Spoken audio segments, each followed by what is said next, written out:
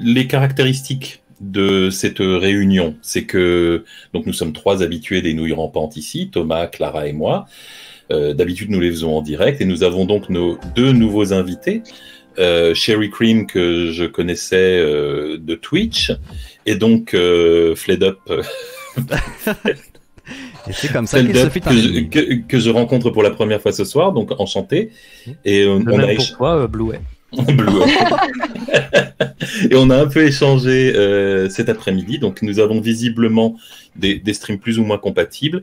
Donc moi j'ai comme d'habitude préparé des histoires qui sont des mélanges de creepypasta, de témoignages et de choses comme ça que donc on va raconter et qu'on analysera par la suite.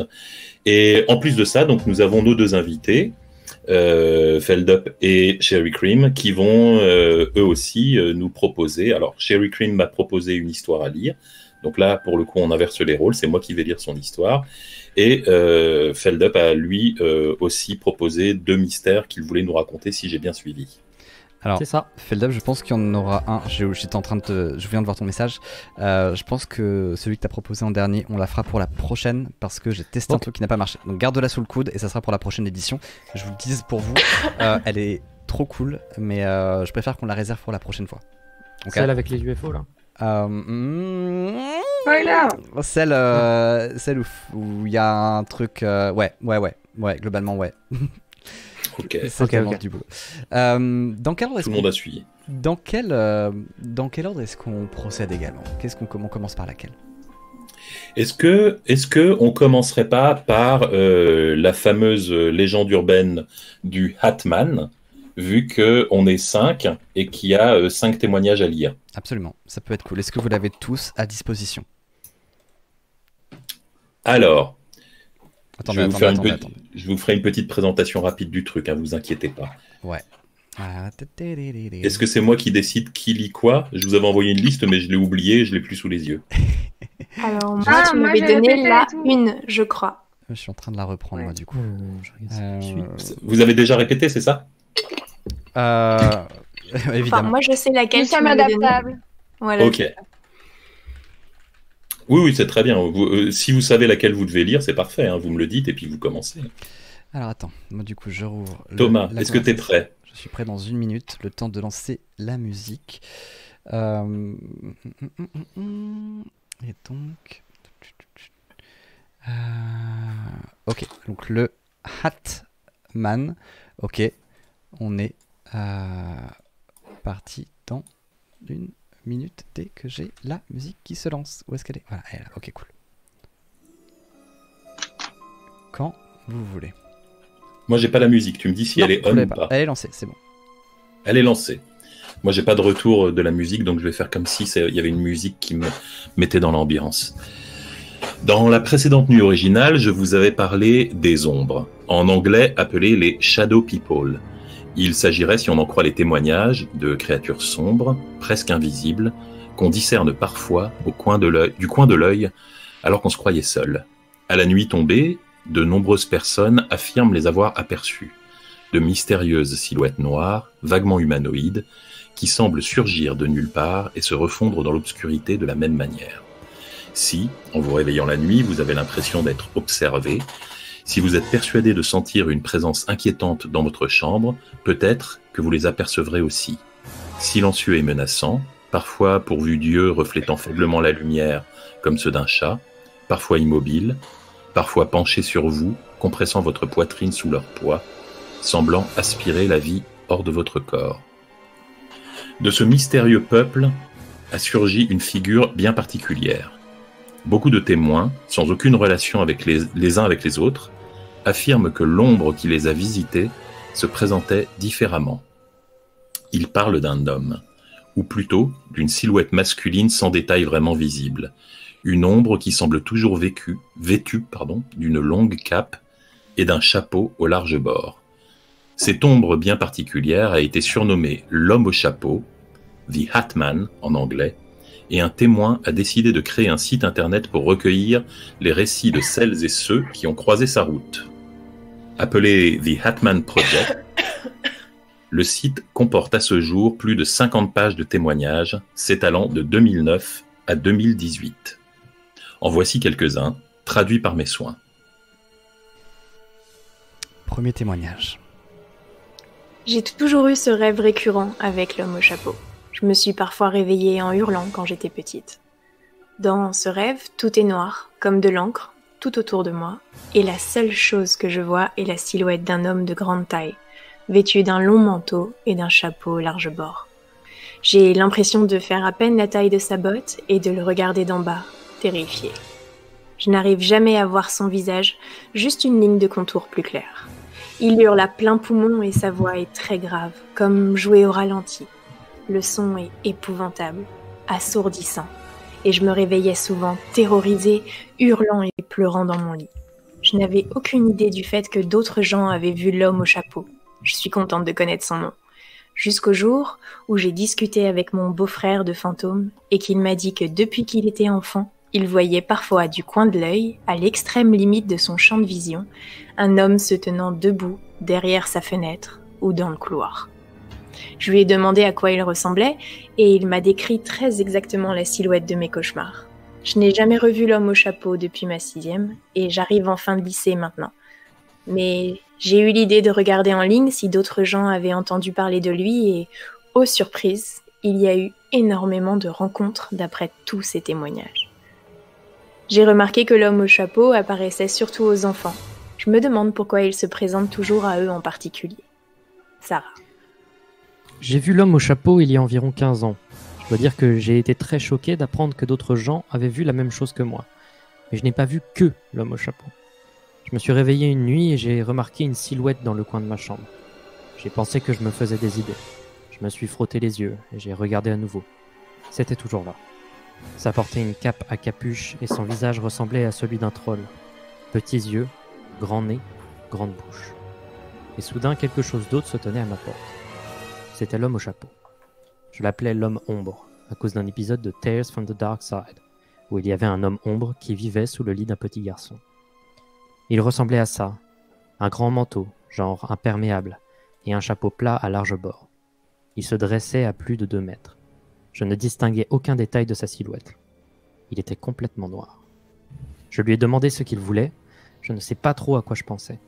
Une voix dans ma tête a répondu « Toi ». Et l'espèce de troll s'est mis à sourire. J'étais terrifié et je leur ai hurlé de me laisser tranquille. Ils se sont alors évaporés dans un nuage de fumée bleu-noir. Témoignage anonyme. Thomas, you are next. Pardon, je sais pas. J'avais 23 ans. Non, dans les années 80. Dans les années 80, pardon. Donc, je me suis trompé Dans les années 80, mes parents avaient la vingtaine et vivaient au Chili, dont ils sont originaires. J'étais un bébé et je dormais dans la pièce du fond à côté du patio de leur maison de l'époque. Mes parents recevaient ce soir-là des amis pour un grand barbecue. Soudain, une grande silhouette portant un chapeau à large bord est arrivée de l'extérieur. Elle a traversé le portail, remonté l'allée jusqu'au patio, est passé au milieu des fêtards et a plané jusque dans la chambre où je dormais. L'homme, tel que mes parents l'ont décrit, était davantage une ombre qu'autre chose, vêtu d'une longue cape et du fameux chapeau. Tous les invités l'ont vu aussi. Mes parents se sont rués dans ma chambre pour voir ce qui avait bien pu rentrer dans la maison et n'ont trouvé personne. Cependant, la pièce était glaciale. Alors ils m'ont pris et m'ont emmené dehors avec eux, terrifié. Je pense que tout le monde a vite déserté la fête après ça. Mes parents m'ont toujours raconté cette histoire et une fois que je l'ai googlée, j'étais mortifié de voir que d'autres avaient des histoires similaires. Et encore plus mortifié à l'idée qu'il existe ces autres.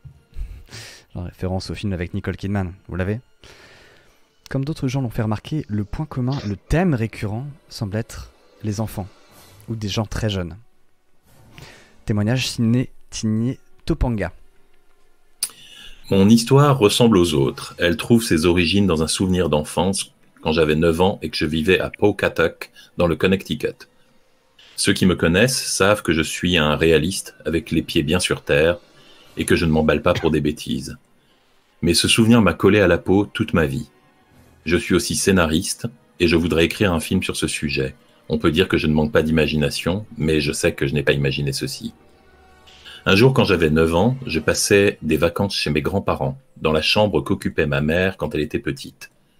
Je me suis réveillé une nuit, et une silhouette noire dans un grand trench coat et un chapeau à large bord, comme l'ombre d'un cow-boy, se tenait dans l'embrasure de la porte. Nul besoin de dire que je me chiais dessus et que je n'ai pas pu oublier cette rencontre. Le lendemain, j'ai demandé à ma grand-mère si mon oncle ou elle était monté la nuit précédente pour voir si je dormais, mais elle m'a répondu que non.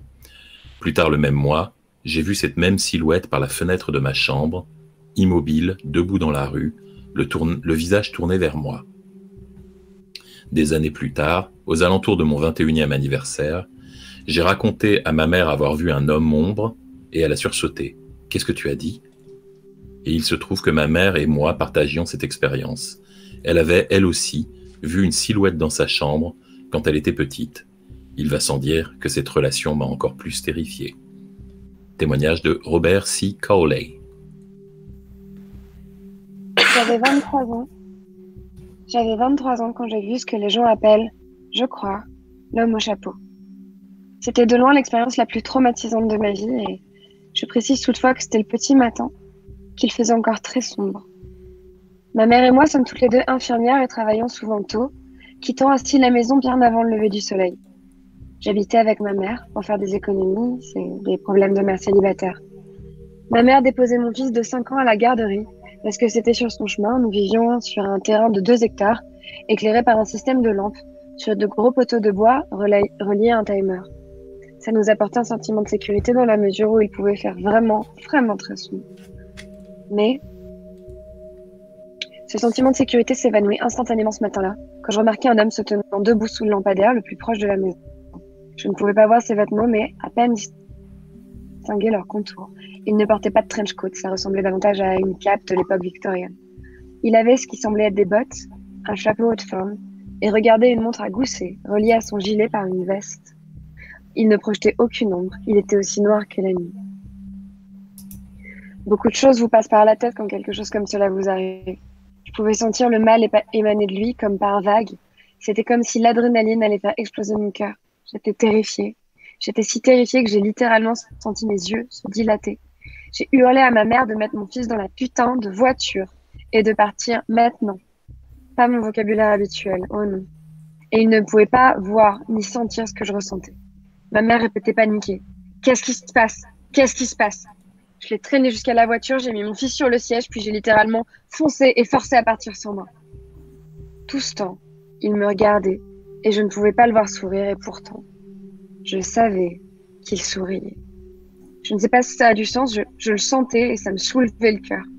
Nous avions une allée d'une centaine de mètres qui débouchait sur un chemin de terre battue, difficile de faire plus isolé. Et je ne suis pas montée dans ma voiture avant d'être sûre que ma mère et mon fils soient bien arrivés au bout et qu'ils ne pourraient pas les suivre. Et là, je le fixe intensément, debout, immobile, mon cœur battant à tout rompre. Je finis par monter dans ma voiture et partir. Ma mère m'attendait au bout du chemin de terre avant d'arriver à l'autoroute. En panique, je lui hurle de continuer à rouler. Puis je l'appelle sur le portable pour lui expliquer pourquoi je me suis comportée comme une folle. Étrangement, elle m'a cru. Elle a vu que mon comportement ne me ressemblait pas, que je devais protéger ma famille. Cette chose était là pour moi et je ne sais pas pourquoi, mais je le sentais. J'espère ne plus jamais avoir à ressentir une telle terreur. Je crois que j'ai atteint mon quota pour une vie entière. C'est un témoignage anonyme. Et voilà donc pour l'homme au chapeau. Donc on en reparlera, on fait comme dans les comment dire, les nouilles rampantes habituelles, c'est-à-dire que je pense qu'on en reparlera tout à la fin. On a un peu, tu sais quoi, là on a un petit peu de temps, alors comme tu préfères toi, moi je suis tout à fait chaud pour moi je suis assez pour rester dans l'ambiance, pour pas essayer de casser. Et on en parle tout de suite après. On prend plus de temps pour en parler après, histoire après histoire. On prend plus de temps pour en parler à la fin après. Je suis d'avis à continuer dans les histoires et parler des histoires tout à la fin. Parfait, ça me sied complètement. Quelle est notre deuxième histoire ? Eh bien, Feldup, est-ce que tu veux te lancer ? Je raconte mon histoire, mon petit cas. Mais avec grand plaisir. Ok. Alors, je l'ai à moitié préparé. C'est pas grave, fais-la vivre. Fais-la vivre. Mais je pars du principe qu'en général, quand j'ai envie de raconter une histoire, il faut qu'elle me passionne. Et ça, c'est un truc qui m'a passionné.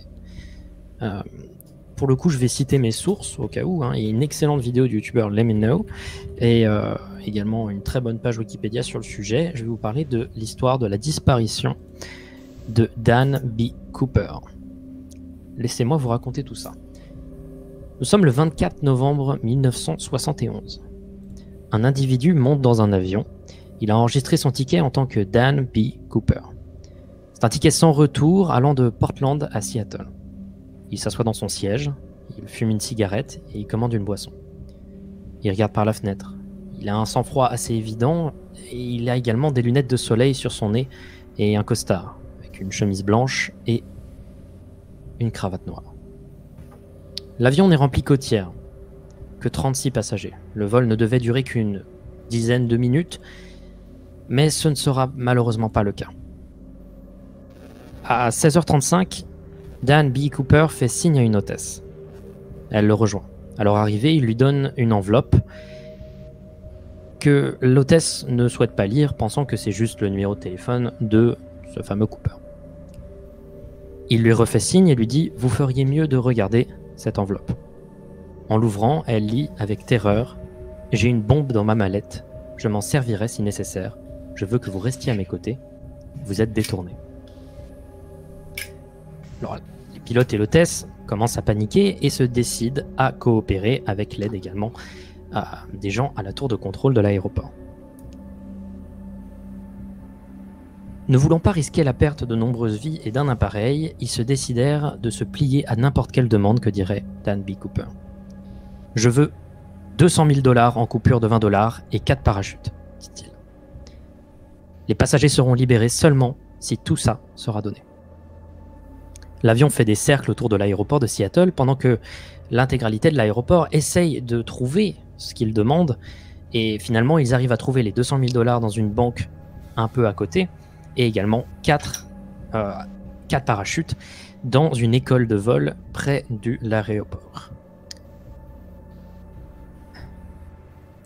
Les autorités s'activent pour lui et l'avion atterrit sans le moindre blessé. Certains ne savent même pas que l'avion s'est fait détourner, mais il a quand même 1 heure de retard, donc on peut se douter qu'il s'est passé quelque chose de particulier. Mais ce n'est pas fini pour le pilote, le copilote, l'hôtesse et Dan B. Cooper, parce que Cooper a une dernière demande.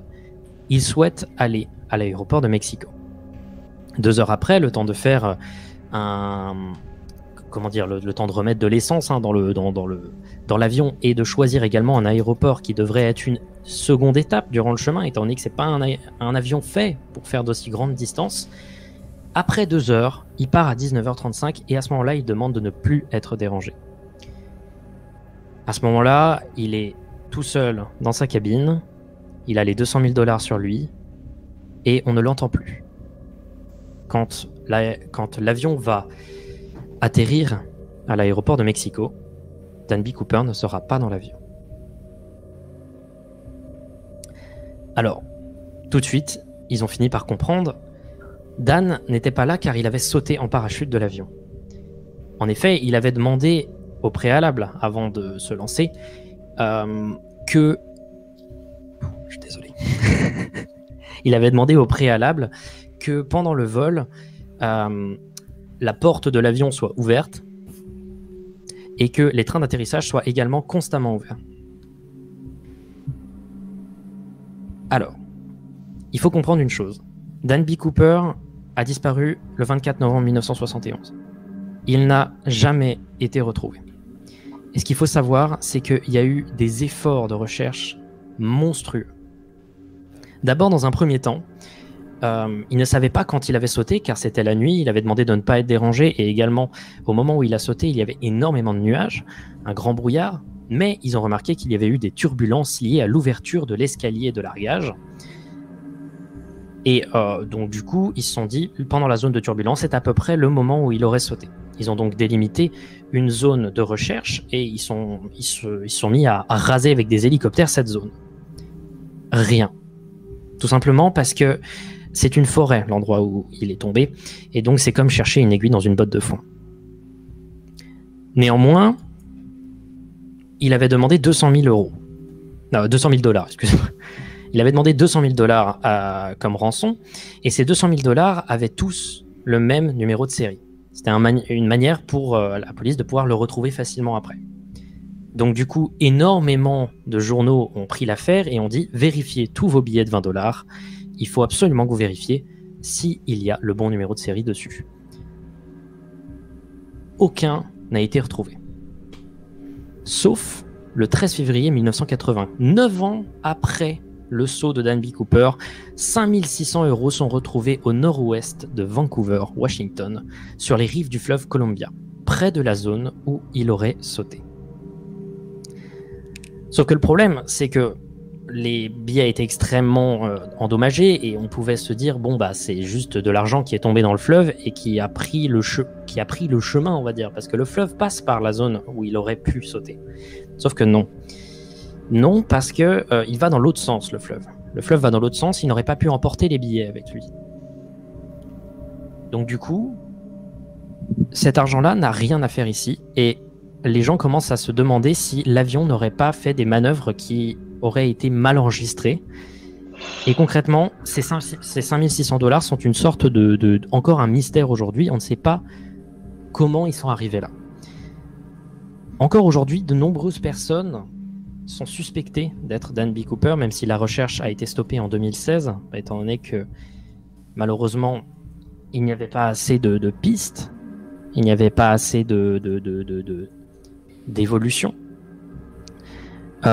Un certain Richard McCoy Jr. aurait été suspecté, étant donné qu'il il avait fait également en 1972 puis en 1974 le même genre d'arrêt d'avion, mais le problème c'est qu'il ne correspondait pas au portrait physique du portrait robot. Et ainsi de suite, de nombreuses personnes vont commencer à dire qu'ils sont Danby Cooper, mais malheureusement, aucune personne ne sera retrouvée. Encore aujourd'hui, il est tout à fait probable que Danby Cooper soit parmi nous. Voilà. Comme Xavier Dupont de Ligonnès. J'ai vu dans les messages, c'est vraiment la préquelle de Xavier Dupont de Ligonnès. C'est vrai. C'est impressionnant. Combien de Xavier Dupont de Ligonnès on a perdu dans la nature comme ça? C'est incroyable. Alors pareil, je serais assez intéressé d'avoir de débriefer, parce que je pense que tu dois avoir beaucoup plus d'infos que nous sur cette affaire, mais je propose qu'effectivement on garde ça pour tout à l'heure. Absolument. Et qu'on reparle de tout ça, ouais. J'ai omis beaucoup de détails parce qu'en plus je stressais, je commençais un peu à trembler, donc je n'arrivais plus trop à parler. Donc... Mais alors, je sais pas chez qui c'était, mais il y avait des sons assez flippants. Il y avait des... Alors moi, je peux vous dire que c'est chez moi, parce que je garde la chienne d'une amie, et elle ronfle à blinde derrière moi depuis tout à l'heure. Ah, c'était les ronflements du chien. Le sound design. Donc du coup, vous me dites, soit je la mets dans ma chambre, soit je vous la laisse, mais... Ah non, mais c'est raccord. Hein. Il y a Pépette qui ronfle. C'est raccord avec l'ambiance. Absolument. On va enchaîner, je propose. Ouais. Tu veux laquelle? Alors justement, c'est une bonne question. Sur quoi on enchaîne? Sherry Cream, on peut enchaîner. Je peux, si tu veux, lire la tienne maintenant, ou alors on se la garde pour plus tard. Nous avons une autre série de témoignages, mais ils sont assez similaires à l'histoire du Hatman, donc j'aimerais bien les garder pour un tout petit peu plus tard. Ouais. Il faudrait que je lise Le Chemin de l'Esprit, et sinon on a le long fil Twitter à lire à plusieurs, mais ça pareil, je le garde pour plus tard. Donc là je propose de vous lire une histoire, moi, donc soit celle de Sherry Cream, soit une expérience scientifique qui a mal tourné. Bonne question. Je propose qu'on ait l'expérience scientifique. Allons sur celle de Sherry Cream. Ça peut être pas mal celle de Sherry Cream. Alors, tu voulais que je la lise, tu veux la présenter vite fait? Oui, si tu veux. On va parler de Isoré de Montsouris, qui est le fantôme du parc Montsouris à Paris. Et donc, Boulet va vous raconter la légende. Eh ben, allons-y pour la légende. Isoré de Montsouris. Revenons quelque temps en arrière, au 9e siècle précisément. Nous nous trouvons à l'emplacement de l'actuel parc Montsouris, dans une immense carrière. Ici sont extraites les pierres qui vont servir à construire une partie de Paris. Le propriétaire de cette carrière se nomme Isoré de Montsouris. Il est décrit comme robuste, bon et honnête. Lors d'une funeste nuit de 831, il fut attaqué par une bande de pillards et fut sauvagement assassiné à coups de hache. Comme ça se faisait à l'époque, Isoré de Montsouris fut inhumé sur sa propriété. Des siècles plus tard, en 1860, Haussmann fait réaménager le terrain pour modeler le parc que l'on connaît de nos jours. Mais Isoré n'est jamais vraiment parti. Il hante le parc, se manifestant entièrement maculé de sang et parfois décapité. Les riverains des alentours disent entendre d'étranges bruits, la nuit, des hurlements terrifiants provenant du parc. Plus macabre encore, des personnes devant lesquelles il aurait choisi d'apparaître seraient toutes décédées dans l'année qui a suivi sa disparition, sa manifestation. Peut-être est-ce pour prévenir les malheureux d'une fin proche et brutale, qu'ils aient le temps de s'y préparer, lui-même n'ayant pas eu cette chance, ou bien est-ce une simple et cruelle vengeance contre le monde des vivants? Si malgré toutes ces informations vous souhaitez quand même risquer de l'apercevoir, il se murmure qu'il erre vers l'emplacement du Bardo, le petit monument qui a brûlé de manière inexpliquée en 1991. C'est mignon, c'est Voilà. local. Anecdote mignonne sur un parc parisien qu'on aimait bien jusqu'ici. On verra après, on reviendra sur cette histoire après pour savoir. Alors, si on reviendra sur cette histoire. Alors, si tout le monde... Ouais, on va faire lire un peu tout le monde. On va enchaîner sur les témoignages des ténèbres. Bien sûr. Thomas? Oui, absolument. Je cherche exactement ce que je suis en train de chercher, la mise en place du lancement. Alors, est-ce que vous êtes prêts à lire les autres? Oui. Vous avez les témoignages sous les yeux, vous savez quand vous devez parler. Tout ça. C'est Félix, Sherry Cream et Clara. Ok, alors oh merde, non, j'ai ouvert LibreOffice, c'était pas une bonne idée. Très bien. Fan. On a 5 minutes le temps que le logiciel s'ouvre, c'est le professionnalisme. Exactement. Alors, pareil pour moi. tu me dis quand t'es prêt, quand t'as lancé la musique. La musique ténébreuse, tu veux dire? Hein? La musique ténébreuse. Voilà, Nous avons. c'est bon? Nous avons une musique ténébreuse qui est lancée à l'instant. Ok. Nous allons commencer par une citation. Les nains pensent que les symboles des ténèbres sont réels, dans le sens de vivants, comme s'ils existaient quelque part dans les ténèbres sous le monde et poussaient à ce qu'on les écrive. Il y a les ténèbres qui attendent, ce sont celles qui envahissent un nouveau trou. Les ténèbres qui se referment, celles-là je ne les connais pas, mais il y a aussi les ténèbres qui s'ouvrent. Les ténèbres qui respirent, celles-là sont rares. Les ténèbres qui appellent, très dangereuses. Les ténèbres qui parlent, les ténèbres qui attrapent. Les ténèbres secrètes, j'en ai vu, elles sont toutes très bien. Mais les ténèbres qui suivent, c'est un très mauvais symbole. J'entendais souvent les vieux nains en parler. Ils disaient qu'elles pouvaient éteindre les lampes et encore bien pire. Quand on se met à griffonner ce dessin, c'est que ça va très mal. Extrait de Jeux de nains, le livre de Terry Pratchett. Dans ce livre, Pratchett imagine que les ténèbres ont une âme. Certaines sont de simples ombres, mais d'autres sont plus que ça. Elles ne sont pas simplement une absence de lumière, elles sont son opposé. Une sorte d'anti-lumière, bien plus ancienne et effrayante. Il existe plusieurs sortes d'obscurité, allant de la simple pénombre jusqu'à la nuit noire sans étoiles, dans laquelle n'importe quoi pourrait se dissimuler. Les ténèbres originelles qui réveillent en nous la peur primale du prédateur. Je me suis penché sur le sujet, cherchant des légendes urbaines et autres creepypasta ayant pour thème l'obscurité totale. Et j'ai découvert de curieux récits que n'aurait pas renié Terry Pratchett. On y parle d'une obscurité étrange, paranormale, qui semble déformer l'espace et le temps. Les anglophones les surnomment The Devouring Dark, les ténèbres qui engloutissent. Et plusieurs récits troublants parlent de ces trous noirs. J'habitais dans ce petit appartement au sud de Brooklyn depuis quelques semaines. La chambre était minuscule, mais avait sa propre salle de bain. Et surtout, l'appartement lui-même était une ancienne cave, un second sous-sol côté pour intérieur du bâtiment. Il avait donc l'avantage d'être très silencieux et surtout idéal pour dormir sans être dérangé par l'éclairage public. Je suis originaire d'un petit patelin paumé du New Hampshire. J'ai grandi dans une maison isolée, sous des ciels souvent pluvieux, donc on ne peut pas dire que je craigne l'obscurité. J'ai connu des nuits très sombres, transpercées de cris d'animaux nocturnes, et pourtant il y avait quelque chose de profondément dérangeant dans cette obscurité totale, surtout à New York. Quelque chose qui ne paraissait pas vraiment naturel. Et moi, le gars de la campagne, je me suis surpris plus d'une fois à me réveiller au milieu de la nuit, dérangé par ce noir total et ce silence complet. Il m'arrivait de rallumer ma lampe de chevet quelques minutes juste pour me débarrasser de cette obscurité poisseuse. Une nuit en particulier, j'ai été réveillé par une envie naturelle pressante.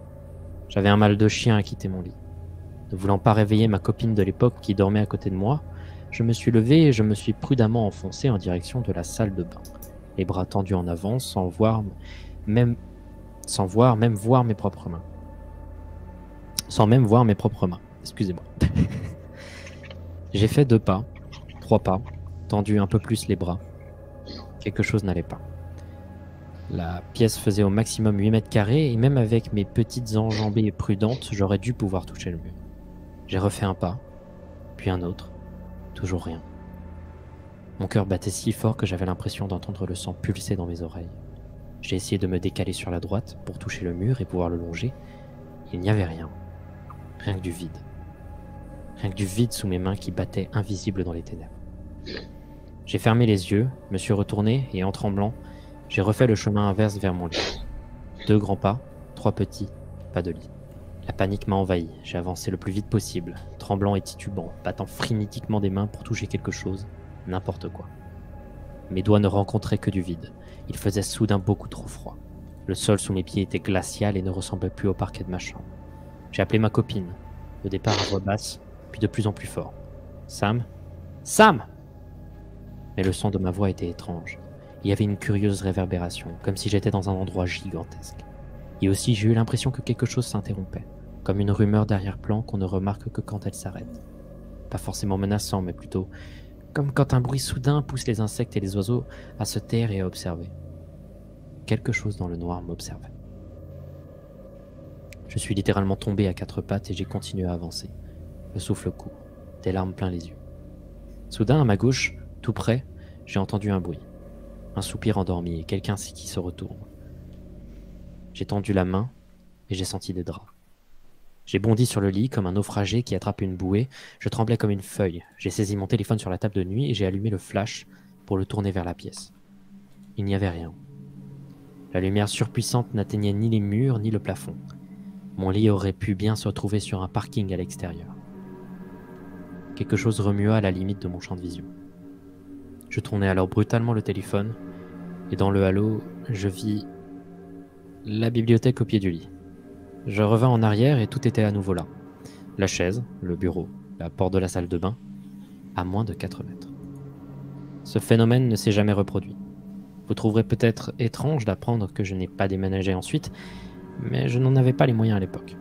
Mes maigres revenus ne me permettaient pas de quitter cette pièce en sous-sol. Mais j'ai quand même acheté une petite veilleuse, que je n'ai plus jamais éteinte aussi longtemps que j'ai dormi là. Il est impossible de se souvenir de l'obscurité. Voilà pourquoi les spéléologues désirent retourner dans ces profondeurs invisibles d'où ils reviennent à peine. C'est une accoutumance. Personne n'est jamais satisfait.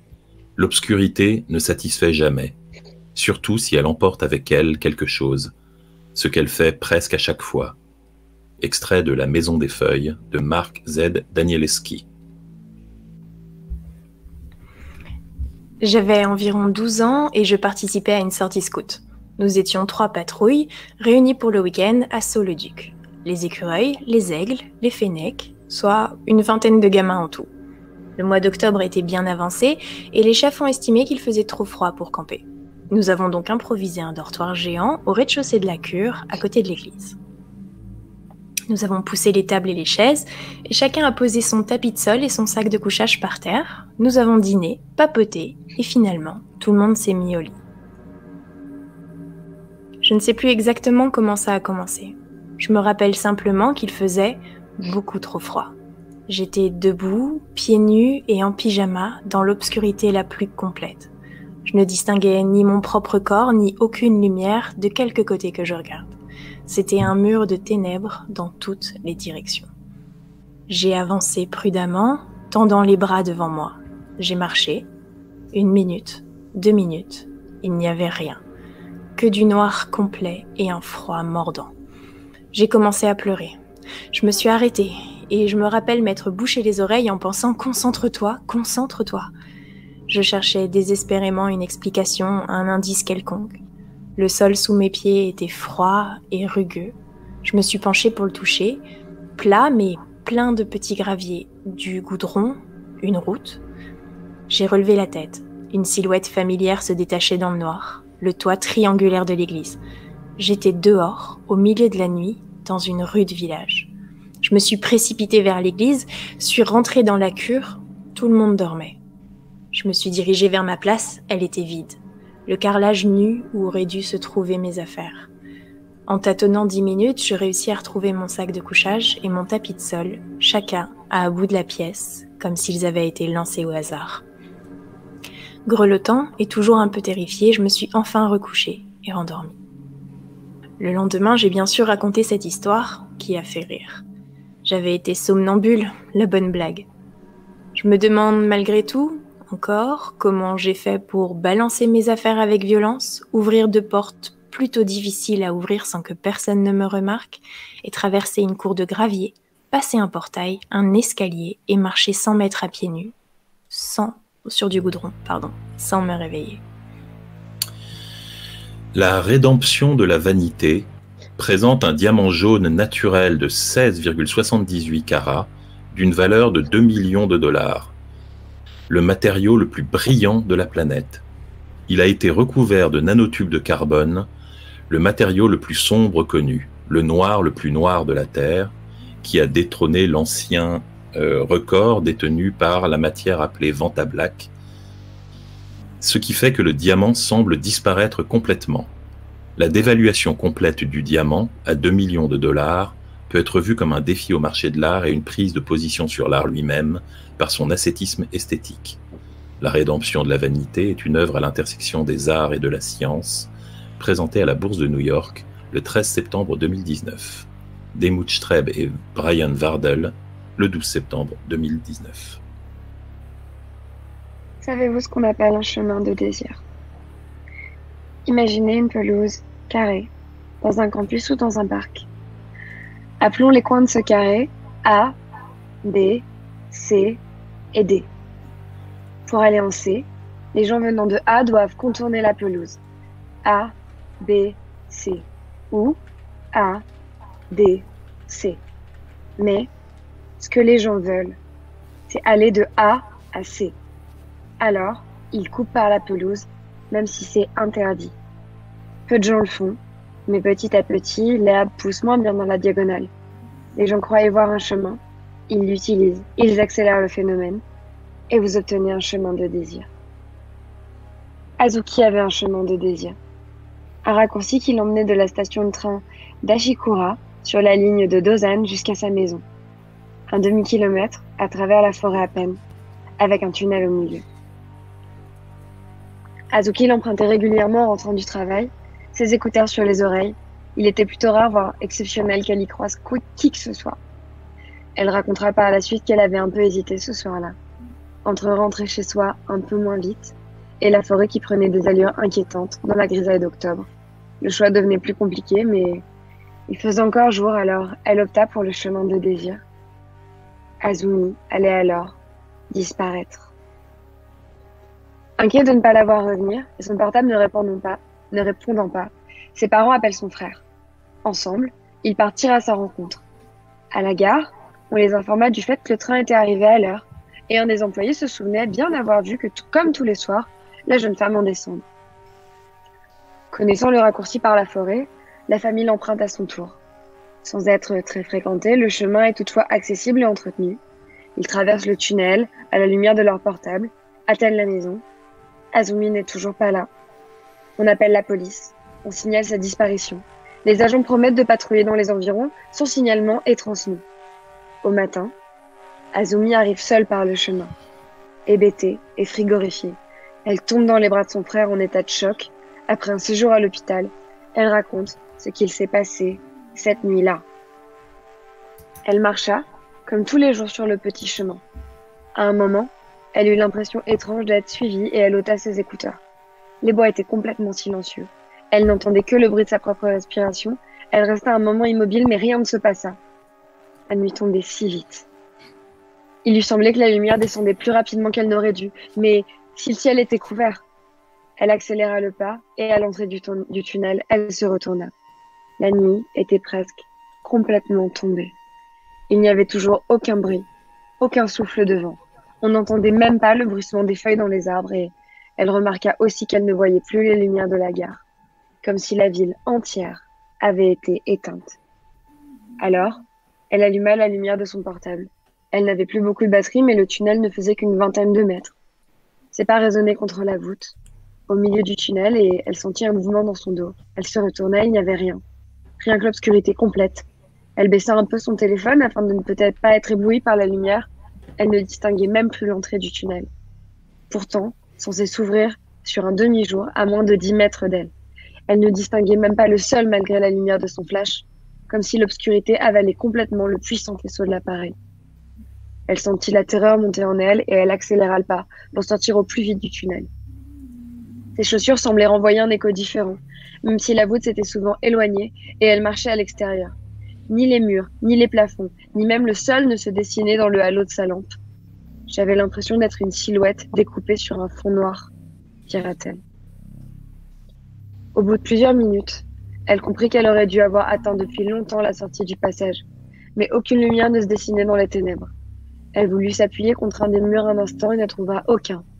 Dans un couloir souterrain d'à peine 3 mètres de large, elle était incapable de trouver une paroi. En panique totale, elle s'accroupit alors par terre et tenta de composer un numéro de ses doigts tremblants. Aucun souvenir, aucun signal. Elle avait traversé des dizaines de fois ce tunnel en grande conversation avec sa mère ou avec des amis, sans jamais avoir une coupure. Mais là, il n'y avait pourtant aucun signal. Elle essaya plusieurs numéros d'urgence, aucun ne fonctionnait. Elle était seule, entourée par les silences, pas entourée par les ténèbres, dans un silence de mort. Son téléphone s'éteignit. Accroupie par terre, elle n'osait plus bouger. Elle toucha le sol. Il était rugueux et glacial comme de la pierre nue. Elle entendait les battements de son propre cœur. Elle se remit debout et avança pas à pas, comme un funambule sur un fil. Il lui semblait sentir des mouvements dans le noir, du coin de l'œil, mais chaque fois qu'elle tournait la tête, elle ne rencontrait que l'obscurité et le silence le plus complet. Elle marcha ainsi pendant ce qui lui parut être des heures. À bout de force, elle finit par s'asseoir par terre, la tête dans les genoux. Puis elle se coucha sur le côté et ferma les yeux, roulée en boule pour se protéger du froid. Elle ne sut pas si elle avait dormi ou non. Elle se souvint juste avoir été réveillée en sursaut, en sentant un souffle sur son visage. Elle se redressa alors brusquement, et elle vit alors une grande lumière, la sortie du tunnel à moins de 3 mètres d'elle. Elle était sortie en courant. Elle s'était alors précipitée vers sa maison. On fouilla le tunnel et on n'y trouva rien. Aucun passage dérobé, aucune issue, un simple tunnel de 20 mètres de long sur 3 de large, dans lequel il serait rigoureusement impossible pour 3 adultes avec des lampes de se croiser sans de croiser quelqu'un sans le remarquer. Azuki emprunte désormais la route principale, ayant perdu tout désir pour l'autre chemin. Noir, c'est noir, il n'y a plus d'espoir. Johnny Hallyday. J'entendais les ronflements de ton chien. Je suis désolée. Ça allait très bien. C'était génial. Ça allait très bien. Je suis désolé, j'ai fait des fautes J'avais le texte original en anglais à côté de moi et en recopiant, j'ai mis des Azumi et des Azuki. Elles changeaient de prénom au milieu du récit. J'espère que ça vous a pas choqué. Pardon. C'est une autre conséquence des ténèbres. Donc voilà. Donc c'est ce que j'ai trouvé sur les fameux ténèbres qui engloutissent. J'ai adoré. Pareil, Juste pour le petit mot, hein, j'ai adoré vos lectures, Clara, comme d'hab, tu le sais. Et mes chers écrimes, lecture nickel. Enfin, franchement, bienvenue dans les rampantes, quoi. Mais vraiment. Oui, je suis très content d'avoir des belles voix comme les ouais. vôtres pour lire ces textes. C'est super. Feldup, pareil, quoi. Vraiment, c'est hyper agréable. Bon, toi, tu sais ce que j'en pense, Boulet, mais c'est. non, c'est vraiment là, c'est hyper agréable. Je me mets trop bien. Hein. Vous savez, moi, je suis au coin du feu. Genre, j'ai ce petit frisson qui arrive comme quand on a une tempête qui souffle à l'extérieur de la maison, où toute la maison se fait secouer, mais nous on est au chaud, on est emmitouflé. Et c'est la meilleure sensation possible. Donc voilà, merci beaucoup d'être là. Et merci à tous ceux qui rejoignent, qui vous abonnez et qui followez la chaîne, ça fait trop plaisir aussi que vous kiffiez. Bienvenue. Écoutez, il m'en reste 2. Après quoi on va pouvoir tranquillement se poser et débriefer. Il me reste le chemin de l'esprit, donc que je vais vous lire à l'instant, et après je propose qu'on se mette tous ensemble avec toi Thomas pour lire le fameux fil Twitter qui avait beaucoup fait parler il y a 1 an ou 2 je crois. Et ça pourrait être l'occasion. Alors là ça sera très informel, je pense qu'on pourra se taguer pour dire vas-y continue. Et puis voilà. Ça marche, absolument. Alors c'est parti. Est-ce que tu as une musique bien flippante, mais à connotation scientifique, s'il te plaît? À connotation scientifique? Est-ce que j'ai ça? Non, t'es pas obligé. Attends, je crois qu'il y en a une qui pourrait être bien. J'en ai, t'inquiète, c'est bon. Parmi les ambiantes que je t'ai données, il y a la A ambiante 1. Vas-y, attends, j'écoute. Ah non, je crois pas. C'est pas grave, je vais mettre la 3, j'aime bien la 3. Ok. Ah ouais, elle a un petit rythme, elle est bien. Ok. Le chemin de l'esprit. Les années 70 ont été riches en expériences plus ou moins éthiques sur la conscience et le paranormal, allant de dérives New Age ou religieuses jusqu'à l'administration de doses massives de drogue à des patients pas toujours informés sur les risques à long terme de telles procédures. Ces recherches se poursuivirent jusque dans les années 80, avant que l'opinion publique ne commence à vraiment les voir d'un mauvais œil et qu'elles prennent fin, tout du moins officiellement. Une de ces expériences les plus extrêmes eut lieu en 1983, quand une équipe de scientifiques, au service de groupes religieux intégristes, basant leur hypothèse sur l'idée que l'isolation sensorielle pouvait repousser les limites de la perception humaine, théorisèrent que l'esprit pouvait rentrer en contact avec Dieu lui-même si on le privait d'absolument toute autre forme de stimulus extérieur. L'idée était que nos sens voileraient notre conscience de l'éternité et que sans eux, un homme pourrait communiquer avec Dieu par la pensée. Un vieil homme, qui affirmait n'avoir plus rien qui le retienne à la vie, fut le seul volontaire qu'ils trouvèrent.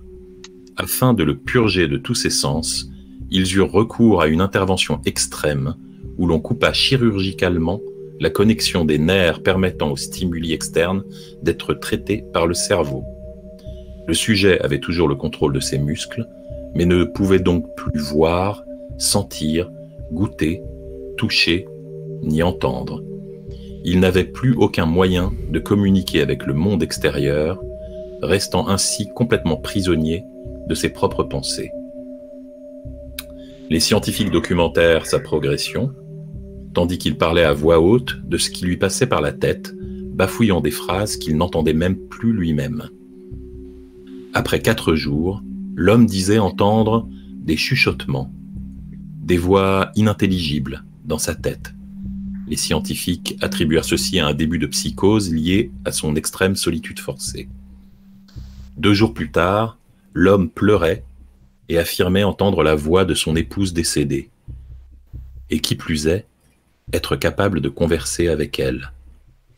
Les scientifiques, au départ simplement intrigués, furent convaincus quand l'homme commença à parler de leurs propres proches défunts, répétant des informations que personne d'autre que les morts eux-mêmes n'aurait pu connaître. À ce stade, une grande partie de l'équipe démissionna, épouvantée. Après une semaine à converser avec les morts, le sujet subissait une souffrance de plus en plus grande, gémissant que les voix devenaient insupportablement écrasantes. Chaque seconde où il était éveillé, sa conscience était bombardée par des centaines de voix qui ne lui laissaient aucun répit. Il se jetait contre les murs, tentant de provoquer une douleur qui le ramènerait à la réalité. Il suppliait les scientifiques pour qu'ils le mettent sous sédatif, pour échapper un peu aux voix dans son sommeil. Cette tactique fonctionna 3 jours, après quoi il commença à développer d'épouvantables terreurs nocturnes. Il disait voir et entendre les morts jusque dans ses cauchemars. Un jour plus tard, l'homme se mit à crier continuellement, griffant ses yeux rendus inutiles, tentant désespérément de ressentir à nouveau le monde réel. Devenu hystérique, il disait que les voix étaient désormais assourdissantes et hostiles. Elles ne parlaient que d'enfer et de fin du monde. Il se mit à hurler « Pas de paradis, pas de rédemption !» pendant 5 heures d'affilée.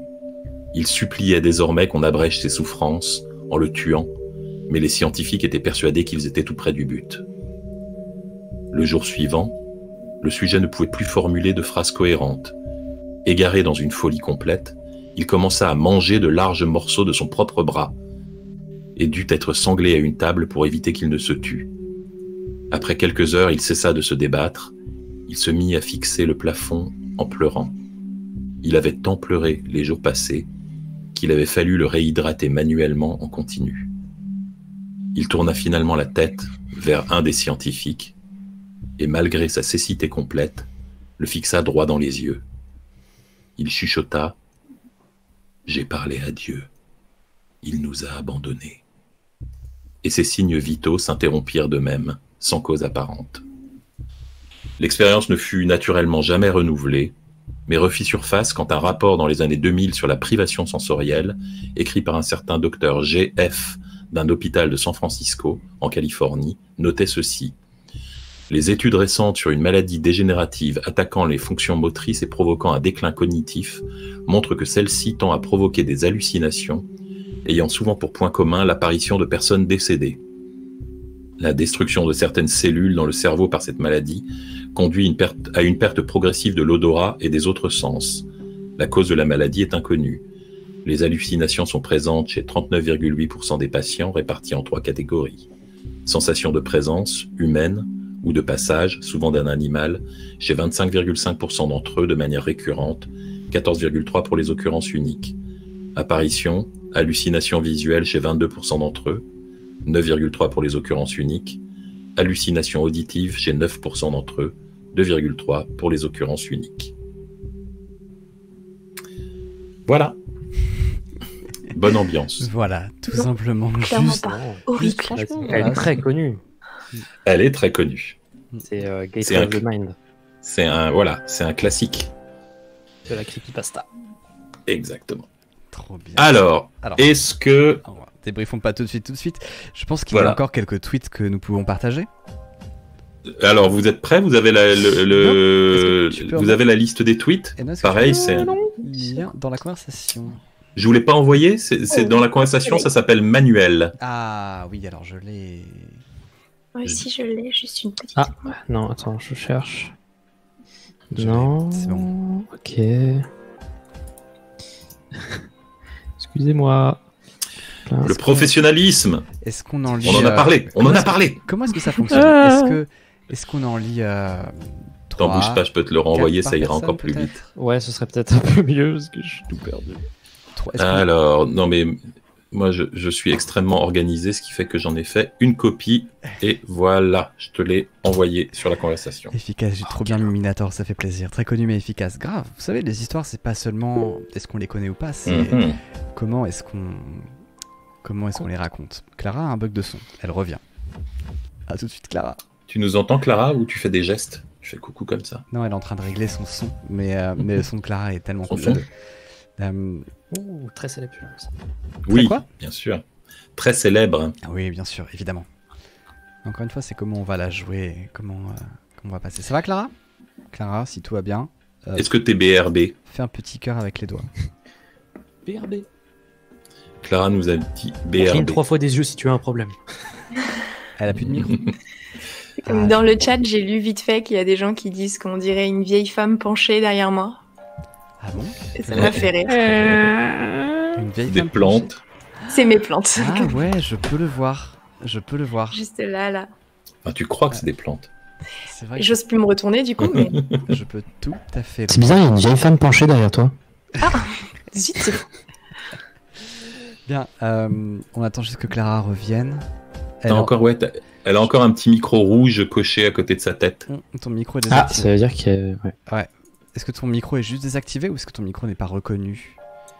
Je n'avais pas réactivé mon micro, mais je n'ai plus d'écouteurs. Voilà. Alors, est-ce que tu es prête, Clara? Difficilement. Là, vous n'avez pas un giga écho? Non, ça... Non, pour l'instant, ça va. un tout petit peu. Moi, On va j'entends pas faire du comme tout ça, alors, pareil. Apple a dans mon... failed. Ouais. Ah, damn. Alors, moi- Manuel, je l'ai. Ok, donc tout le monde est prêt. Thomas, tu l'as aussi. Je l'ai aussi absolument. Comment on fonctionne? On fait combien de tweets par personne? Alors, je propose qu'on suive l'ordre de l'écran. Comme ça, on sait à qui c'est. Donc, je commence, je passe à Clara, qui passe à Chéri Crime, qui passe à Félix, Feldup, qui tu passe vas à arriver. Thomas.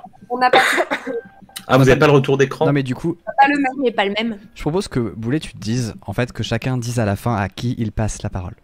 Il doit passer la Écoute, ah oui, parce que moi j'ai le retour de Twitch, c'est pour ça que j'avais l'ordre de. C'était de l'ordre dont je parlais des gens. Attends, du coup, ça fait Boulet, Clara, Chéri Crime, Eric Pim Feldup. et Feldup, c'est ça? parole. C'est ça. et moi Feldup, après. Thomas. Thomas.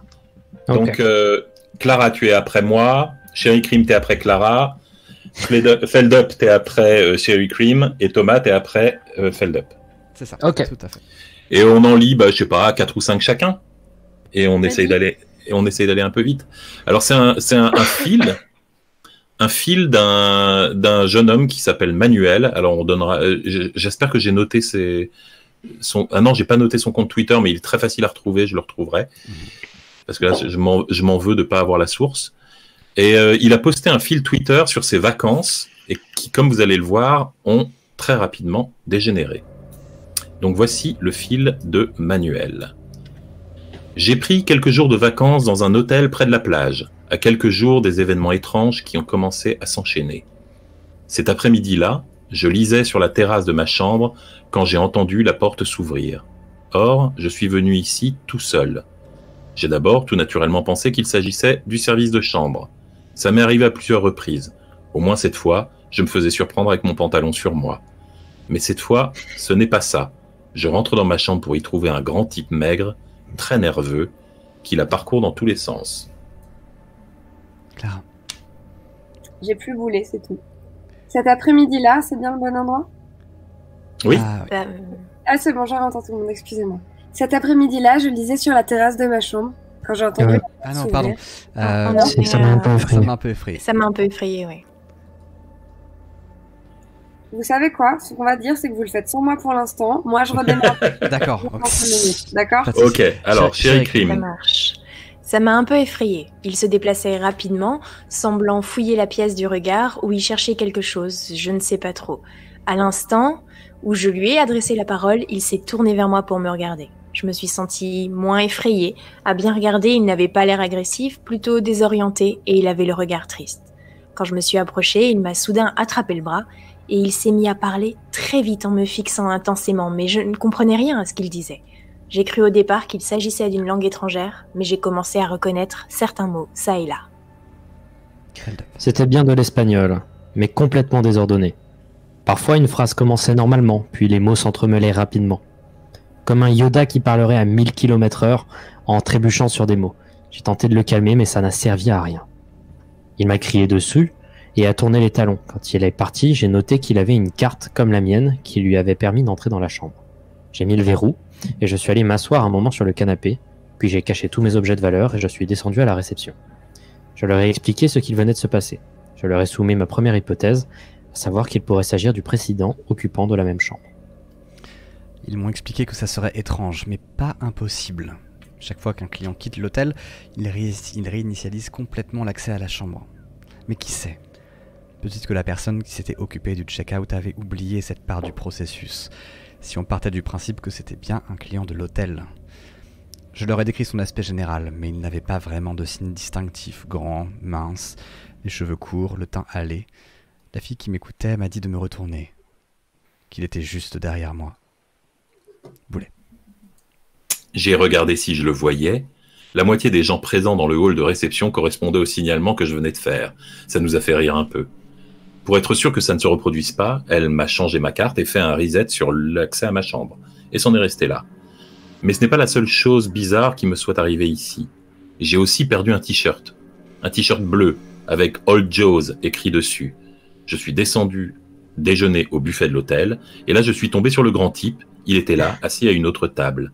Quand je suis passé devant lui, il m'a salué et s'est excusé. Cette fois, je le comprenais. Il parlait tranquillement, en mettant les mots dans le bon ordre. Sherry Cream?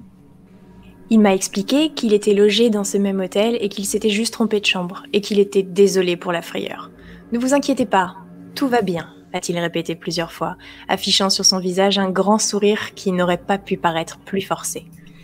Enfin, je sais pas, j'ai trouvé ça presque plus effrayant que quand il est entré dans ma chambre l'air fou hier. Hier, au moins, il ressemblait à un humain. Là, il ressemblait à un robot. La matinée est passée quand je suis remonté dans ma chambre qui venait d'être faite et j'ai trouvé quelque chose sur le sol de la salle de bain. Un crayon de couleur noire bien usé. Ce n'est pas le mien. Je n'ai pas apporté de crayon. J'ai un peu vérifié ma chambre, mais il n'y avait rien d'autre qui ne m'appartienne pas, ni rien qui manque. En d'autres circonstances, je penserais naturellement que c'est un membre du personnel de chambre qui l'a laissé tomber en faisant la salle de bain. Mais après ce qui s'est passé hier, je ne sais pas trop quoi en penser. Je veux juste préciser pour les gens qui me demandent, ce n'est pas mon crayon. Il ne ressemble en rien à ceux que je pourrais utiliser d'habitude. Je vais aller faire un tour. Bon, je ne sais pas si je suis en train de me monter la tête avec ce qui s'est passé hier, mais cet après-midi, il s'est encore passé un truc un peu étrange. Je me baladais sur la plage et arrivé au bout, je suis allé un peu marcher au bout du ponton. C'est pas très loin de la rive, mais au bout, quand on se tourne vers la mer, la vue est magnifique. Il y a souvent plein de gens qui prennent des photos là. J'y suis resté un moment et quand je me suis retourné pour rentrer, voilà ce que j'y ai vu. Ce tenant-là, difficile à voir dans le contre-jour, il y avait là le grand type, à droite d'un autre homme. Je ne sais pas depuis combien de temps ils se tenaient debout derrière moi, mais je vous jure qu'ils étaient là, silencieux, à m'observer. J'ai commencé à marcher dans leur direction et ils se sont retournés pour marcher vers la rive. J'ai essayé de les suivre, mais entre le soleil dans ma face et la foule de la plage, quand je suis arrivé au bout du ponton, impossible de savoir dans quelle direction ils étaient partis. Mais ce n'est pas le plus bizarre. Le plus bizarre, c'est que l'homme qui accompagnait le grand type portait le t-shirt que j'avais perdu hier. Pour ceux qui s'inquiètent pour moi, je suis toujours en vie. Je suis rentrée à l'hôtel et j'ai commandé à dîner dans ma chambre. Je suis restée là depuis, je bouquine et je me passe des films. J'ai repensé à tout ça et je crois que j'ai juste flippé un peu. Il y a sûrement une explication logique derrière tout ça. En fait, si ça se trouve, les gens que j'ai vus hier n'étaient ni le type qui était dans ma chambre, ni un homme avec mon t-shirt. J'avais le soleil dans les yeux, alors va savoir. J'ai peut-être vu ce que je voulais voir. Je vais aller nager un peu pour me changer les idées. Suivi ensuite d'une pause dans les tweets, qui recommence avec Ok, il vient encore de se passer un truc. j'ai nagé pendant un moment, et en sortant, j'ai vu un type assis sur la plage. Il portait mon t-shirt disparu. Je crois que c'est le même homme que j'ai vu hier à la jetée avec le grand type. Cette fois, il semblait pas m'observer. Il était assis assez loin. Il regardait la mer. J'avais laissé mon téléphone à l'hôtel avant de sortir, alors je me demandais quoi faire. Aller récupérer mon portable ou surveiller ce type. Finalement, je suis rentré à l'hôtel. Il n'avait pas l'air de vouloir bouger et ce n'était pas loin de la plage. Je voulais vraiment pouvoir garder des preuves de tout ce que je raconte. Mais quand je suis revenu avec mon portable, il n'était plus là. Mais heureusement, cette zone touristique n'est pas grande. Après avoir tourné un peu, j'ai fini par le retrouver. Il était assis dans un bar. Je vais me poser un peu à l'écart un moment, en essayant de ne pas faire repérer. Là, il vient de commander à manger au serveur. Est-ce qu'on tente Clara? Ou est-ce que tu... Attends, faut que je le réouvre, où est-il? Ok. Faites un tour sans moi. Ok. Vas-y. J'arrive. Sherry Ils Cream. lui ont servi un hamburger et un rafraîchissement, ou un verre de rouge, je ne sais pas. Je suis toujours là, sous un arbre, loin de son champ de vision. Il a fini de manger, il a payé, il sort du bar, je le suis. Il vient d'entrer dans un supermarché. Ok, là, je panique complètement. Ce type me ressemble comme 2 gouttes d'eau. Je l'ai perdu de vue, je le cherche. Impossible de le retrouver. Je crois que je vais rentrer à l'hôtel. Aussi incroyable que cela puisse paraître, il y a un truc qui me met encore plus mal à l'aise que de tomber sur un type qui me ressemble à ce point. Cette zone touristique est petite et il n'y a pas grand chose à faire ici. Une plage, des hôtels, quelques bars et supermarchés. J'imagine que c'est ce qui fait son charme, un endroit où aller pour ne rien faire pendant quelques jours. C'est ce que je cherchais quand je suis venu ici. L'autre Manuel, appelons-le comme ça, est allé s'asseoir face à la mer, à manger un hamburger et aller acheter de l'eau. Donc même si cet endroit est petit et l'offre est limitée, quelle est la probabilité pour qu'il ait fait exactement dans le même ordre tout ce que j'ai fait le premier jour où je suis arrivé ici, exactement aux mêmes endroits? J'ai failli péter les plombs. Je ne sais pas qui a laissé le crayon dans la salle de bain, mais au moins maintenant, je sais à quoi il a servi. En déroulant le papier toilette, j'y ai vu écrit « Tu es en danger », en grosses lettres noires. Je crois que j'aurais pu exploser de rire en voyant ça si ce n'était pas la preuve définitive que quelqu'un était rentré dans ma salle de bain. J'arrête pas d'y repenser. Si quelqu'un voulait me laisser un message en étant sûr que personne d'autre ne le voit, quel meilleur endroit que celui-là? Il y a plus. Le reste du rouleau contient ceci. Plein de mots dans le désordre. J'ai essayé de les remettre dans l'ordre dans lequel ils ont été écrits, mais ça ne veut pas dire grand-chose. Tu es en danger, autre, haineux et mien, et une dans chambre là. Ici pas la blague, tu te sauvais parce que, toute manière, vu solution, tu as peu. Ça m'a bien sûr rappelé la façon de parler du grand type qui est entré dans ma chambre, ce qui me fait penser que c'est lui qui a écrit ça. Je vais essayer de remettre tout ça en ordre pour voir si j'arrive à donner du sens à ce charabia. Clara ? Merci à tout le monde qui m'a écrit pour m'aider à décrypter le message. Merci à tout le monde qui m'a écrit pour m'aider à décrypter le message. C'était très gentil à vous. Tu es en danger. Il n'y a plus de solution pour moi, mais tu peux encore te sauver. Va dans l'autre chambre et reste-y, ce n'est pas une blague. Je ne vais pas vous mentir, je n'ai pas fermé l'œil de la nuit. Bien que les messages semblent me jurer le contraire, je pense que quelqu'un me fait un canular super élaboré pour se foutre de moi. Et même si c'est sérieux, je peux faire quoi? Je sais pas quand je dois m'arrêter. Félix? Là c'est bon. Sherry Cream ? Ah oui, Sherry Cream, J'ai un peu étudié le chambre... Pardon, je recommence. J'ai un peu étudié le plan de l'hôtel sur ma porte, et si je compte bien, l'hôtel a 192 chambres. Sans compter la mienne, ça fait donc 191, laquelle est censée être l'autre chambre, et même si je le savais, comment y entrer? J'ai repensé au message toute la matinée. Si tout ça est vrai, il me paraît pas trop insensé de penser qu'il y a en réalité, deux grands types. Le premier serait celui qui est entré dans ma chambre lundi et m'a laissé un message. Le second serait celui que j'ai croisé au petit déjeuner et qui était sur la jetée avec l'autre Manuel. Ça expliquerait la différence de comportement entre le moment où je l'ai vu dans ma chambre et par la suite au petit déjeuner. La différence était flagrante. Le grand type numéro 1 était super nerveux, le grand type numéro 2 semblait être une personne complètement différente. Tellement posé et répétant tellement de fois que tout allait bien, que parler avec lui m'avait rendu nerveux. Ce que je ne m'explique pas, c'est comment il peut y avoir deux personnes aussi identiques. Et aussi bien sûr pourquoi il y a un type qui me ressemble autant. Ce qui m'inquiète aussi, c'est l'état dans lequel était le grand type numéro 1 quand il est entré dans ma chambre. Si nerveux, si confus. Si j'en crois il n'y a plus de solution pour lui, mais qu'on peut encore me sauver, est-ce que ça veut dire que ce qui lui est arrivé peut m'arriver aussi? Je suis complètement paumé. Je vais faire un tour. Certains m'ont mis en commentaire que l'autre chambre pourrait être une chambre avec le même numéro dans l'hôtel. J'y avais pas pensé. Ça me semblerait bizarre qu'il y ait deux fois le même numéro, mais je vais vérifier.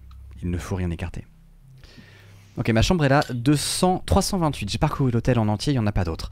Je me suis dit que peut-être l'autre chambre pouvait être une chambre avec les mêmes chiffres, mais dans un ordre différent. Ça aurait un genre de cohérence. La seule combinaison qui existe dans l'hôtel, c'est la chambre 238. J'ai essayé de l'appeler depuis ma chambre. Une femme m'a répondu en allemand et j'entendais ses enfants derrière elle. Je pense que l'autre chambre doit être autre chose. Je vais aller m'écrouler un moment, je suis crevé. Et j'ai un peu mal dormi la nuit dernière.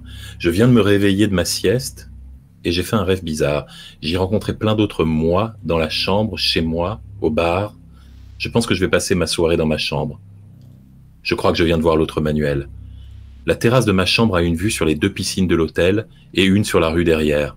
Je crois qu'il était là, debout dans la rue, regardant en direction de ma fenêtre. Je suis rentré rattraper mon portable pour prendre une photo, mais il était parti quand je suis revenu sur la terrasse.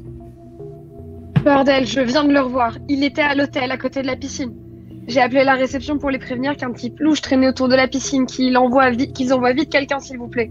Putain, là, je flippe, j'ai la chair de poule. Putain. J'ai été fermer tous les accès à la terrasse, j'ai mis le verrou à la porte. C'est la dernière fois que je pars en vacances, tout seul. Putain, la terreur! J'ai eu un appel de la réception, j'ai cru que j'allais avoir une attaque quand le téléphone a sonné. Ils m'ont dit qu'ils avaient été vérifier la piscine et qu'ils n'ont vu personne.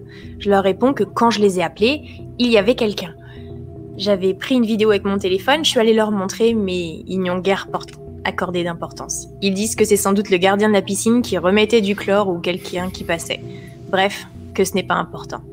Sur la vidéo, on ne distingue pas s'il est de face ou de dos, mais je jure qu'il regardait vers ma chambre. Si c'est une blague, que la personne me piège, lis ceci, s'il te plaît, arrête. J'ai eu du mal à trouver le sommeil cette nuit. Je n'arrêtais pas de penser à tout ça. Je crois qu'il est temps de passer à l'action. Je ne sais pas si tout ce qui s'est passé est bien réel, dangereux ou si c'est seulement un canular, mais je compte bien découvrir ce qui se trame ici. Je suis assez resté enfermé dans cette chambre. Je vais sortir et ne pas rentrer avant d'avoir trouvé l'autre manuel ou le grand type. Et quand je les aurai chopés, je les confronterai pour qu'ils m'expliquent pourquoi ils me suivent. J'aurai le fin mot de cette histoire. Ok, j'ai découvert un truc. J'ai fait un tour sur la plage, puis j'ai exploré à fond tous les alentours. La zone touristique a été construite des deux côtés d'une route, entre la montagne et la mer. D'un bout à l'autre, en longeant la route, il doit y avoir environ 3 km. Mon hôtel se situe à une extrémité de la route, là où commence ou finit la zone touristique. En arrivant à l'autre extrémité, j'ai trouvé un autre hôtel, absolument identique, en symétrique. Côte à côte, l'un pourrait passer pour le reflet de l'autre. C'est peut-être la même chaîne, mais si le mien semblait appartenir à même si le mien ne semblait appartenir à aucune chaîne. Je suis devant l'hôtel, l'autre hôtel. Je vais aller demander à l'intérieur. C'était vraiment bizarre. J'ai parlé avec une dame à la réception, elle était très polie mais aussi extrêmement froide. Elle m'a rappelé le comportement de grand type 2 au petit déjeuner. Elle s'exprimait de la même façon, comme quelqu'un ou quelque chose qui se forcerait pour paraître humain. J'ai dû beaucoup insister, parce qu'elle ne me donnait aucune réponse claire. Elle se contentait de sourire, en répétant que tout était normal, qu'il fallait pas que je m'inquiète. J'avais beau poser des questions sur les similitudes entre cet hôtel et l'autre où je loge, c'était la seule réponse qu'elle me donnait. Ils m'ont dit qu'ils n'avaient aucune connaissance d'un hôtel identique dans la zone. J'ai demandé qu'on m'accompagne pour leur montrer. Ils m'ont dévisagé bizarrement et m'ont répondu qu'ils ne pouvaient pas maintenant, qu'ils iraient plus tard. Je pense qu'ils ne me prenaient pas au sérieux. Je ne les blâme pas, ils ont sûrement dû entendre parler du cinglé avec toutes ces histoires ou un truc du genre. C'est ce que je penserais si j'étais à leur place. Enfin, je ne sais pas. La seule chose claire dans cette histoire, l'autre chambre, doit être la 328 de l'autre hôtel. En tout cas, c'est l'explication qui me paraît la plus logique. Je vais y aller, mais je ne veux pas me précipiter. Je dois bien réfléchir d'abord à ce que je ferai une fois là-bas. Je vais descendre au bar. Je pense que la meilleure approche est la sérénité. Je vais aller là-bas, frapper à la porte. Si on m'ouvre, je discuterai avec la personne qui sera là-bas. Je demanderai une explication. Et s'il n'y a personne, j'essaierai la carte de la chambre.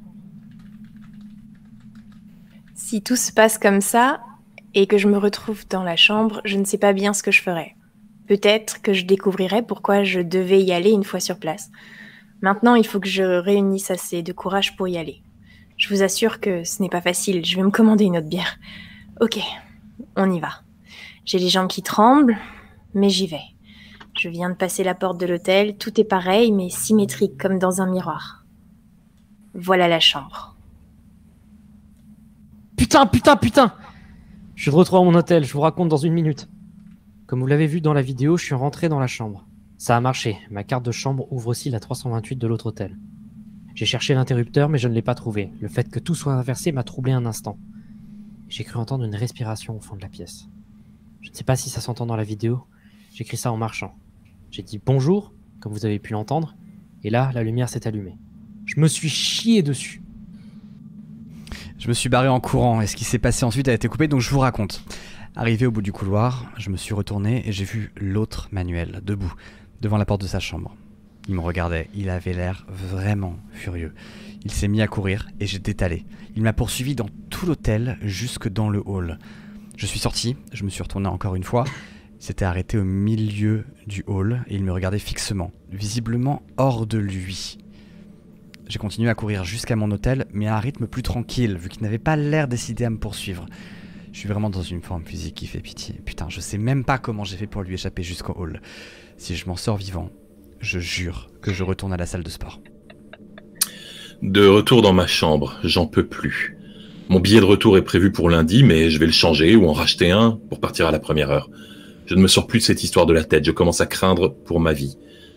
J'ai pris un ticket pour demain 8h, je boucle mes bagages. J'ai pris un ticket pour demain 8h. Ah mince.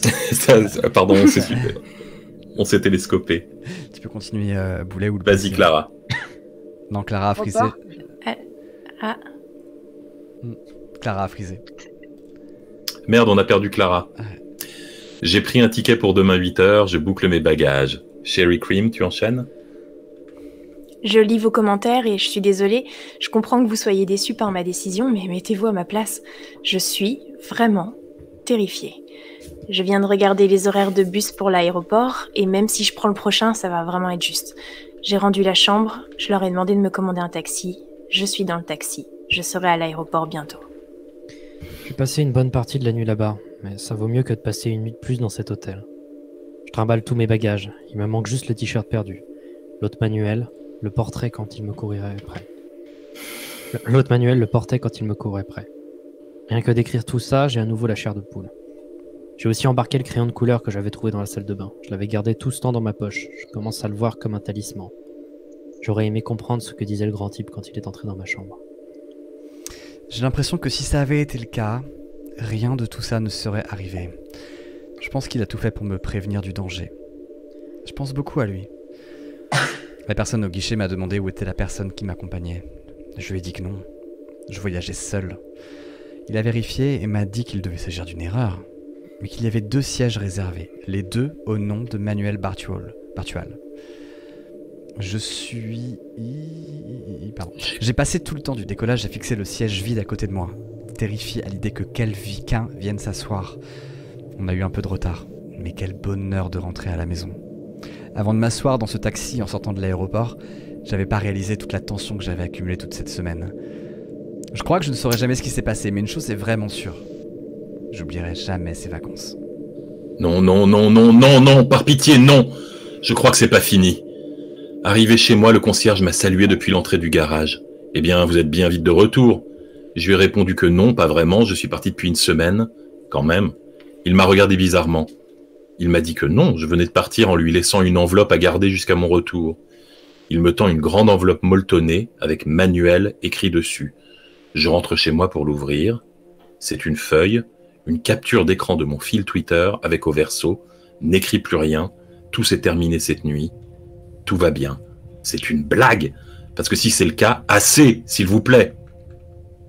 Clara, tu es revenue? Je crois. Oui, tu es revenue. Je suis descendue demander au concierge qui lui avait remis cette enveloppe. Il n'a pas semblé comprendre, il m'a dit que je la lui avais donnée moi-même quelques minutes plus tôt. Putain, mais merde, je suis terrifiée. Ça ressemble à mon écriture, je pourrais jurer que j'ai écrit exactement pareil. Je vais aller faire un tour, je me sens plus vraiment en sécurité chez moi. Merde, je suis rentrée, il est là, il est de retour. L'autre Manuel, je le vois dans la rue, il est en bas de chez moi. Il est parti. Ça suffit, je vais voir les flics. Il y a eu la queue au poste, j'ai attendu longtemps. Mais pas sûr que ça a été une bonne idée de leur raconter tout ce qui m'est arrivé. C'est sûr qu'ils ne m'ont pas cru. Ils ont appelé l'hôtel pour avoir leur version. C'est clair aussi qu'ils n'avaient pas un très bon souvenir de moi là-bas. Et pourtant, avant de partir, je leur avais promis de leur mettre 5 étoiles. J'ai eu peur de finir enfermée, mais ils m'ont laissé repartir du commissariat. Et un autre truc bizarre s'est produit à mon retour. Voyez-vous, mon appartement s'ouvre avec une clé. C'est une serrure, tout ce qu'il y a de plus normal. Alors pourquoi, juste après être entrée, ai-je réalisé l'avoir ouverte avec la carte de l'hôtel ? Non seulement c'est impossible en soi, mais en plus, j'ai rendu cette carte en quittant l'hôtel. Je me sens complètement paumée. Je pense que tout va aller de mal en pis. Je crois que je ne vais rien résoudre d'ici. Il faut que je retourne à l'hôtel. J'ai pris un ticket d'avion, je suis prêt à partir. Le taxi arrive. J'irai directement à l'autre hôtel, dans la chambre 328, comme l'avait recommandé le type dans ma chambre. Bon, ça va paraître un peu bizarre, mais je trouve pas ma porte. Je veux dire, elle n'est pas à sa place là où elle se trouvait, il n'y a qu'un mur vide. Qu'est-ce qui se passe ici? Je suis en train de courir partout pour trouver une sortie, je panique de plus en plus, il se passe un truc étrange. C'est comme si tous les espaces avaient été redistribués. Le salon me paraît plus grand, mais en même temps plus petit. Et le couloir est tout à coup incroyablement long. Les chambres ne sont plus à leur place et les fenêtres ont toutes disparu. Attends. Je crois que je vois un truc au loin. Une fenêtre? Ça se peut pas. Ça n'est pas possible. C'est la piscine de l'hôtel. Là, dehors, je la prends en photo. Je lis vos commentaires et je comprends rien. Vous voyez pas la piscine? Là, sur la photo. J'ai entendu un bruit. Je crois qu'il y a quelqu'un d'autre chez moi. Je crois que c'est l'autre Manuel. J'entends ses pas et sa respiration dans l'appartement. J'ai commencé à chercher dans... Je sais pas trop où je suis, à vrai dire. Je comprends rien à la physique de la pièce où je me trouve. Tout semble changer en permanence. Je comprends rien à ce qui se passe. Je ne sais pas ce qu'il m'arrive. Je voulais juste prendre quelques jours de vacances, manger quelques brioches. Que me veut l'autre Manuel? Me tuer? Me remplacer? Qu'est-ce que j'ai qu'il pourrait vouloir? Merde, je crois qu'il m'a vu. Nous nous sommes battus. Il s'est jeté sur moi et j'ai cru que j'allais mourir. Il était très lourd. On a roulé sur le sol et il a réussi à s'échapper. Je ne sais pas comment j'ai réussi à trouver la force de le repousser, mais j'ai essayé de m'enfuir, il m'a attrapé la jambe. On a roulé sur le sol, il a réussi à s'échapper. Je ne sais pas où je suis, mais ce n'est pas chez moi. J'ai réussi à m'enfermer dans la salle de bain, mais on dirait celle de l'hôtel. Les murs semblent changer en permanence. Je ne suis pas dans la salle, je suis dans la salle de bain de la chambre 328. Je crois que je vais pas m'en sortir. Mais je peux peut-être laisser un message à la prochaine personne qui passera ici. Peut-être pourra-t-elle s'en sortir avant qu'il ne soit trop tard. J'ai encore le crayon de l'hôtel, je dois juste trouver un support pour écrire. Je suis épuisée, assis par terre, j'ai écrit un message sur le rouleau de papier toilette et je l'ai remis en place. J'espère que Manuel ne le trouvera pas, que le prochain locataire le verra vite. J'entendais pas. L'autre Manuel est de l'autre côté de la porte. J'ai ouvert. Il me regarde, immobile. Je ne sais pas quoi faire. Fais ce que tu veux. Je sais pas si vous lisez ceci, je ne vois plus vos commentaires. Je n'aurais jamais dû venir ici. J'aurais dû me sauver tout de suite. Peut-être chambre, aurais-tu pu me sauver ici? Merci pour tout. Aide avant sans moi faire semblant Manuel. L'autre serait beaucoup jeune. Douter peu, ça, tout. Hello? Hello? Hey? Hey? Hey? Et voilà le thread, le fil de Manuel se terminait comme ça. Alors, ah bah tiens, on a perdu Félix pile à ce moment-là. On a voulu tenter un effet, mais ça a foiré. Je suis désolé. D'accord. J'étais en train de bricoler depuis 10 minutes le lancement d'une vidéo, je voulais la lancer directement après, ça allait rendre trop bien. Et j'ai raté, désolé. Mais ça veut dire que c'est quelque chose qu'on garde à charge de revanche pour la prochaine fois, évidemment. Pour une prochaine fois. Grave. Et donc voilà, c'est un... Eh ben écoutez, on va pouvoir... on a encore 20 minutes, c'est ça, Thomas? On va pouvoir faire un petit débrief tranquillou et discuter de tout ça. Alors bon, le fil Twitter, évidemment... comment dire, performance d'écriture du fameux Manuel. Alors, il donne son nom de famille, j'ai oublié là au milieu. Bartual, Manuel Bartual. Donc, vous pouvez le chercher sur Twitter et vous allez retrouver son fil très facilement. Il a eu un succès absolument phénoménal sur Twitter. Et après, il a évidemment dit oui, non, je vais très bien, rassurez-vous. C'était une blague. De mémoire, c'était... Comme très souvent, les fils sur Twitter, hein, comme tous les cinquièmes à droite, là où je sais plus comment ils s'appelaient, là. Hein. Les FL42. FL42 et autres branleurs. Feldup, est-ce que tu confirmes que... alors, ton micro est éteint. Est-ce que tu confirmes que... Est-ce que tu... Tu as désactivé ton micro, Feldup. T'as le petit micro rouge à côté de ta tête. Et c'est bon, t'es avec nous. Est-ce que tu confirmes que c'est un peu un des premiers ARG qui a existé, quoi? Celui-là? Ouais. C'est un... non. Ah, autant pour moi. Autant pour moi. C'est quelle date? Ah, je sais plus du tout. Je crois qu'il a 2-3 ans, celui-là, mais je suis pas sûr. Mais non, il y en a eu bien d'autres avant. Moi, j'en avais déjà vu avant des fils comme ça. Alors, en termes de thread... Thread Twitter, c'est un de ceux qui a lancé la mode en particulier. Mais il y en a eu déjà bien avant. Mais en termes juste purement ARG, genre vraiment en termes d'ARG, il y en a déjà depuis genre... je crois que le premier c'était genre dans les années 2000. Oui, pardon. Genre 2001, 2002, tu vois. C'est ça que je voulais dire, c'était ARG Twitter spécifiquement. Genre les threads. Ah bah voilà, ARG Twitter. Ouais. Bah, non. Non plus. Ah, ok. Voilà. C'est Non, fou. moi j'en avais lu un autre avant, mais je me souviens plus lequel. Mais je me souviens qu'il y en avait déjà eu un avant, que j'avais failli passer à la nuit originale. Et après, j'avais vu celui de Manuel et j'avais dit ah non, je vais plutôt prendre celui de Manuel, il est plus cool. Ah, il était cool. ARG, alors j'ai dû le googler, mais si vous voulez expliquer, vous le ferez sans doute mieux que moi. Ouais, toi, Yann qui demande, ouais. ARG, c'est un alternate reality game. En fait, c'est des de base, ça veut dire jeu de réalité alternée. Alors, c'est un peu un abus de langage d'appeler par exemple ce genre de thread Twitter un ARG, mais finalement, voilà. En gros, c'est des sortes de gigantesques jeux de pistes sur Internet qui, au fur et à mesure, ont plus ressemblé à une nouvelle manière de raconter des histoires. C'est un storytelling par juste donner l'impression que ce que tu dis est vrai, quoi. Genre, par exemple, dans cette vidéo, il s'exprime à la première personne. Enfin, dans cette vidéo, dans ce fil Twitter, il s'exprime à la première personne, comme si tout ce qui se passait était réel. Voilà. Moi, ça me fait penser toujours au Monty Python, c'est The Castle of Ah. Ah oui, oui, bien sûr. Ouais. Non, mais c'est stylé. il y Si a- ce, Oui, si ce Clara genre de sujet vous intéresse, il y a un super bouquin qui s'appelle Buzz. Alors c'est tout pourri, hein, mais le titre est pourri, mais qui s'appelle Buzz. C'est un gros livre bleu avec une tête de personnage qui a un labyrinthe à la place du cerveau et qui raconte en fait toutes les premières initiatives d'ARG qui ont été faites dans les années 2000. Et notamment, il y en a eu un énorme qui a été fait à New York pour la promo de Dark Knight, où en fait les gens étaient invités à aller dans un immeuble désaffecté où ils avaient mis une fausse boulangerie. Tu prenais un gâteau, au milieu du gâteau, il y avait un téléphone portable qui te permettait de rejoindre des mouvances de la mafia. Non mais ça avait l'air dingue. Et donc voilà, donc il y a un bouquin qui raconte tout ça qui s'appelle Buzz et où en fait eux ils avaient fait, c'était un truc de marketing hein, pour le lancement de Batman Dark Knight de Nolan.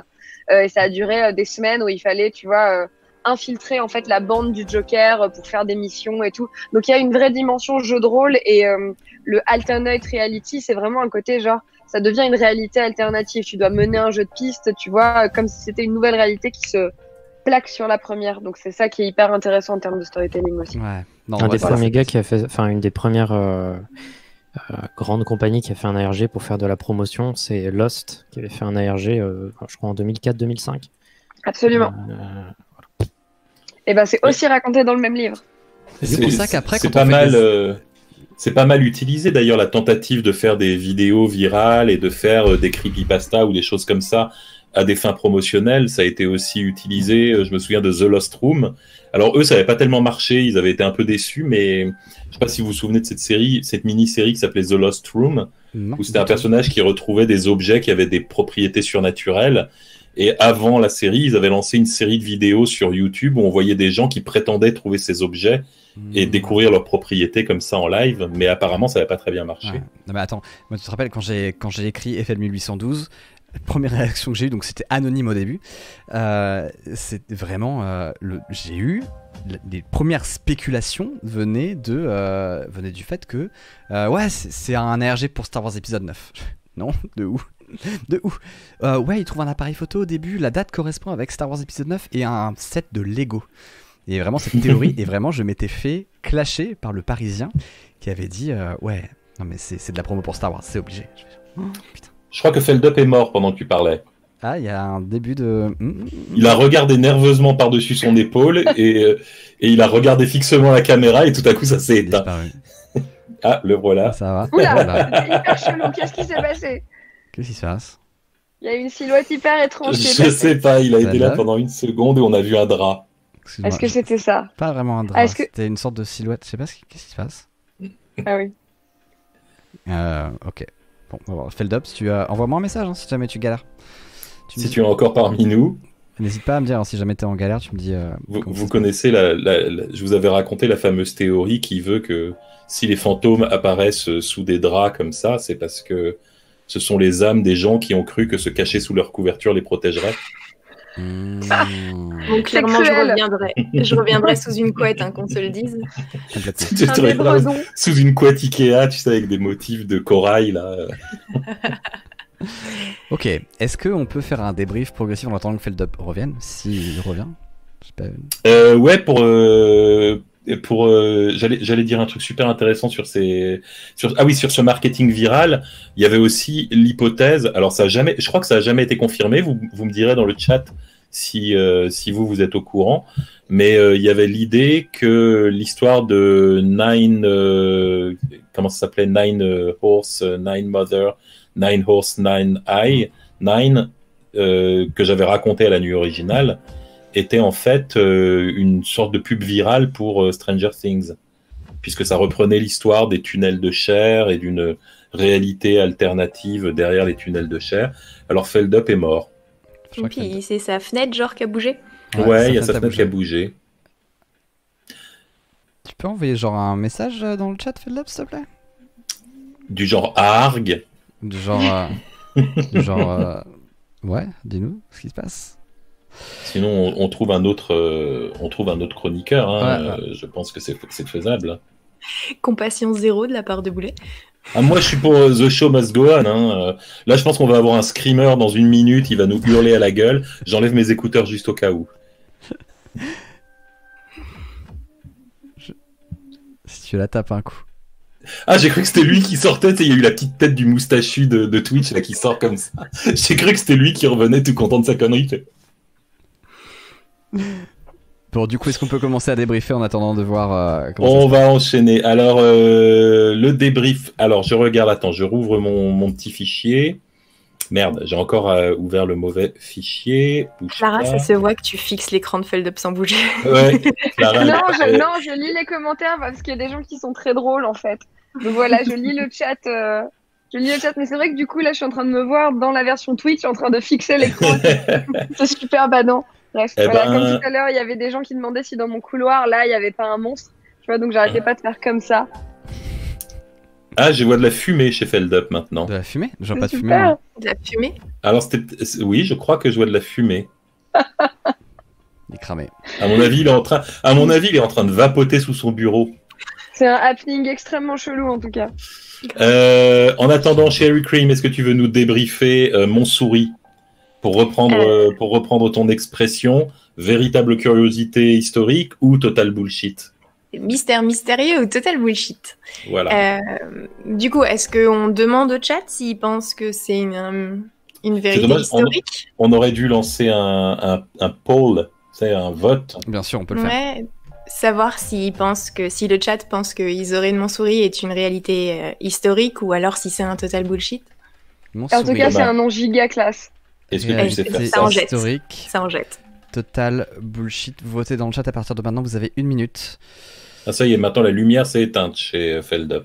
De mieux en mieux. Total fake. Alors moi j'annonce, je suis une trouillarde. Hein. Si ça se met à crier dans mes oreilles, je vais hurler. Hein. Moi, ça On me va va. tous crier, ça va être très Ça bien. va. Oh là Il y avait des petites têtes de zombies par-dessus le noir, ça se voyait hyper bien, j'étais très content là, merci d'avoir mis des petites têtes de zombies de boulet. Réalité historique ou total fake pour qu'est-ce que vous en pensez? Je vais vous mettre le sondage au milieu. Ah, voilà le... Non, ça vient pas de Feldup, ça pour le coup. Non, il a son micro Il y a qui son est micro qui coupé. est coupé. La théorie du chat, c'est qu'il va arriver là par mon couloir. Je trouve ça hyper drôle. J'espère vraiment que c'est vrai. Je trouve ça trop bien parce que je trouve ça adorable parce que Boulet qui fait genre oh il fait rien, Feldup c'est cool. Il y a un petit son, il fait ouais c'est obligé, c'est Feldup et trop pas, ça vient pas de lui. Ah. Bon, c'est un peu serré hein, pour mon souris. Pour l'instant, on est à 63%. Ah, moi j'ai pas voté. On est à Comment on fait pour 63%. voter Bah ça se vote dans Ah le bah, chat. non, mais je suis con, je connais la réponse en fait. C'est ce que j'allais dire. Je vais voter quand même. Oui, mais pour la vérité. Re- Ah Comment Alors, ça va tu n'es pas décédé finalement. J'ai juste un problème de Tu es- connexion. Ouais. Oh, Tu ça étais va. absent, on voyait de la fumée. On a vu des draps. Quoi? Je crois qu'il est en boucle. Non? Non, mais, tu Vraiment nous pas. entends? Tout va bien? Tu nous entends? Vas-y, Ouais, un oui. coup pour Oui, oui, je vous 2 entends. coups pour non. Est-ce que tu es un double maléfique, genre le double de Manuel? Manuel. Non. Je comprends pas les blagues là. C'est exactement ce que tu dirais si t'étais un double. Ouais, c'est exactement ce que... Et ça, franchement, je trouve ça... Écoute, c'est C'est quoi? exactement ce que tu dirais si tu avais disparu brutalement et que tu maintenant revenais, alors qu'on a vu des images de ta chambre vide avec la lumière qui décline et la fenêtre qui bouge et de la fumée qui passe. Mais ça a bugué, c'est tout. C'était juste un gros bug, tu vois. Non, mais c'était juste un bug, mec, t'inquiète, c'est pas c'est pas important. Donc on est sur 2 tiers de fake. C'est juste un... Ouais, non mais c'est pas grave. Alors, Cheryl Cream, qu'est-ce que tu peux nous dire sur Isoré de Montsouris? Ben, je peux dire que 2 tiers du chat a absolument raison, parce que Isoré de Montsouris n'a jamais existé. C'est une légende urbaine, mais par contre, cette légende urbaine est composée d'un patchwork de plein d'éléments qui sont réels. Pour la Claré et plupart, contrarié. Tout Des éléments d'abord, réels comme quoi par exemple? tout d'abord, le parc est réellement sur l'emplacement des anciennes carrières de la tombe d'Issoire. Que Le tout le parc monde Montsouris existe vraiment? Quoi? Le parc Montsouris est réel. Non mais le parc Montsouris a vraiment été fait... Oui, c'est sur les catacombes. Mais par contre, exactement. Par contre, c'est vraiment sur les anciennes carrières et on connaît toutes ces carrières sous le nom de catacombes de Paris parce qu'à la fin du 19e siècle, il y a eu un grand souci de salubrité lié au cimetière de la ville, surtout à cause des fosses communes, et les autorités ont pris la décision de transférer tous les ossements sous terre et les carrières désaffectées étaient un choix tout tracé. Donc il y a vraiment des restes humains sous le parc, il y a même beaucoup de restes humains sous le parc, mais ce ne sont pas ceux d'un propriétaire de carrière assassiné à coups de hache. C'est rassurant. Pour ce qui est du nom de Montsouris, c'est un peu flou, mais il semble que ce soit lié au moulin qui se tenait dans le quartier à l'époque. L'un d'entre eux s'appelait Moc-Souris, ce qui aurait évolué en Montsouris au fil du temps. Et pour le prénom d'Isoré, ça vient de Tombe Issoire, donc le nom de la carrière, et le nom d'une autre rue, qui n'est pas très loin de là. Et on prête ce nom à une autre légende, qui voudrait qu'au IXe siècle, il y ait eu un géant, Isoré, de 3 fois la taille d'un homme, qui aurait conduit un siège de Paris avec 20 000 hommes, et qui a été terrassé par Guillaume d'Orange, qui a décapité donc, le géant Isoré à la fin d'un laborieux combat. Et ce géant aurait été enterré à l'actuel emplacement de la rue Tombe-Issoire. Donc le fait qu'on prête à Isoré de Montsouris un aspect sanguignolant et même parfois décapité, ça peut venir de cette légende avec ce géant donc décapité par Guillaume d'Orange, mais ça peut aussi être dû au fait qu'il y a une guillotine qui a fait son office à 10 minutes à pied de là, place Saint-Jacques, pendant 15 ans de 1836 à 1851. Ok, Voilà. waouh. Purée. Eh ben, C'est fou. donc c'était du bullshit, tu nous as menti sans aucune C'est toi vergogne. C'est toi qui as menti, c'est toi qui as raconté. Attends, l'histoire. moi, juste pour régler un truc, moi je trouve ça. Enfin, je trouve qu'en fait, les éléments de contexte ont une atmosphère presque plus dingue que l'histoire en elle-même, quoi. Bon, déjà, les catacombes, c'est ultra fantasmagorique. Le coup de la guillotine, c'est quand même. Ça glace le sang. Je trouve que l'iconographie derrière le contexte qui fait que cette légende urbaine a pu arriver est quand même génial. Et ouais, voilà, petite remarque comme ça. Mais je suis d'accord, c'est ce que j'adore dans ce genre de truc historique, c'est que, en règle générale, c'est presque plus glauque que la légende. Ouais, complètement. Ensuite, il y avait l'homme au chapeau. Alors l'homme au chapeau, c'est une histoire qui est rigoureusement authentique. Je veux dire par là que c'est un véritable site qui existe, qui s'appelle The Hatman Project, et qui recueille les témoignages de gens qui prétendent avoir vu l'homme au chapeau. Alors après, bon, plusieurs choses. Déjà, le site, il a l'air d'avoir... J'ai pris les témoignages les plus neutres, parce que le site a l'air d'avoir une fâcheuse tendance à être envahi par des gens, pour le moins, très très très religieux. C'est-à-dire, c'est en permanence des trucs du genre l'homme au chapeau m'est apparu, mais j'ai prononcé le nom de Jésus et lui ai dit de retourner en enfer, et il est reparti dans un nuage en hurlant. Alors, tu vois, il y a tout un côté du genre, les mecs, ils sont là, j'ai repoussé l'homme au chapeau, can I have an hallelujah, hallelujah, tu vois. Ok. Il y a le côté... Alors, Feldup, il a l'air encore plus terrifié que nous, alors que c'est lui qui fait peur depuis tout à l'heure. Quoi Tu fais SOS en morse. Est-ce que tu veux dire quelque chose? Je vais aux toilettes, je reviens. Vas-y. D'accord, c'est pour ça que tu faisais SOS. SOS vessie pleine. SOS vessie pleine. Et donc, le coup de l'homme au chapeau, c'est un peu comme les hommes de l'ombre, c'est-à-dire que c'est essentiellement de la pareidolie, c'est-à-dire que, pour le dire simplement, nous sommes des créatures qui avons survécu parce que nous sommes parano dans le noir. sur le plan purement évolutif. Si tu ne repères pas la silhouette qui bouge dans le noir, tu finis en repas pour un prédateur. Et donc on pense qu'il y a encore ce réflexe chez l'homme de distinguer des figures, de distinguer des motifs, même entre quelques feuilles d'arbre. C'est très élégant. Mais combien de fois il s'est changé? C'est cher. Oui, c'est pas changé. Il avait un t-shirt rose et avant ça, il avait un t-shirt jaune. Non. C'est juste des changements de costume, hein, c'est tout. Non, mais j'ai juste changé de t-shirt parce que je transpire, c'est tout. Et donc voilà, ce qui fait que toutes les histoires, là, on l'avait déjà expliqué un petit peu à la nuit originale, c'est des histoires qui ont toujours lieu juste après le coucher du soleil, quand des gens viennent de se réveiller ou quand ils viennent de se coucher. Ils disent tous qu'ils sont dans un demi-sommeil quand ça arrive, quand ils voient des hommes en noir du coin de leur œil, et puis que quand ils essayent de regarder, eh ben ils sont plus là. On sait que les paralysies du sommeil, le somnambulisme, tous les troubles du sommeil sont plus prononcés chez les enfants et les adolescents. Et comme par hasard, les histoires elles-mêmes le disent, l'homme au chapeau apparaît aux enfants et aux ados principalement, à part certaines histoires qui paraissent avoir été écrites complètement pour faire peur. Globalement, moi je mettrais ça sur le compte de paralysie du sommeil. Alors ce qui est assez marrant d'ailleurs, c'est que la paralysie du sommeil, c'est un trouble du sommeil qui maintenant est très connu et très étudié. Mais jusqu'à il y a quelques années, elle n'était pas du tout connue. Et maintenant, les gens qui écrivent leurs témoignages se sont adaptés. C'est-à-dire au début, ils disaient « je venais de m'endormir ». Et maintenant, tous les gens, dans leurs témoignages, te mettent des trucs du genre je sais ce que c'est qu'une paralysie du sommeil, mais ça, c'en est pas une. Et tu vois, ils te précisent bien qu'ils sont c'est pas une paralysie du sommeil, hein, croyez-moi. Je sais que j'étais réveillé. Et donc voilà, moi, je mettrais... et l'homme au chapeau... je mettrais ça un peu comme le Slenderman ou des légendes urbaines créées de toutes pièces.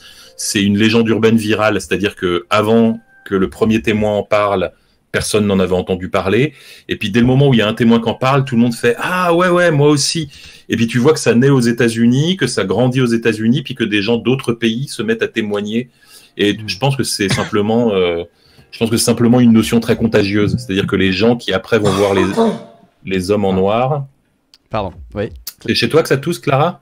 Ouais. Non, c'est chez Feldup que ça touche. Non, par contre, je voulais juste dire que pour le coup, le Slenderman, c'était un défi sur 4chan. Donc celui-là, Oui. C'est sûr que personne l'a jamais vu. Sur Something Awful. Sur Something Awful. Ah oui, Mais il y a avant des- 4chan, ouais. Avant 4chan, ouais. Mais il y a des gens qui ont prétendu l'avoir vu par la suite, il me semble. Où il y a les gamines qui ont fait un rituel basé sur lui. Il y a eu des choses comme ça. Ouais, il y a un docu HBO là-dessus, sur les gamines qui ont buté une de leurs potes, soi-disant sur un ordre. Enfin, non, pardon. Réellement sur un ordre du Slenderman. Et il y a pas eu. Alors, je sais plus ce qui était vrai ou pas dans cette histoire. On l'avait faite. C'était sur Have You Seen This Man, où il y avait le gars qui avait fait une expérience en prétendant avoir vu un homme dans ses rêves et que d'autres gens disaient l'avoir vu aussi dans leurs rêves après avoir vu le premier témoin, quoi. Enfin bref, tout ça pour dire que moi, voilà, les Hatman, c'est un peu comme les hommes de l'ombre. Je pense que c'est du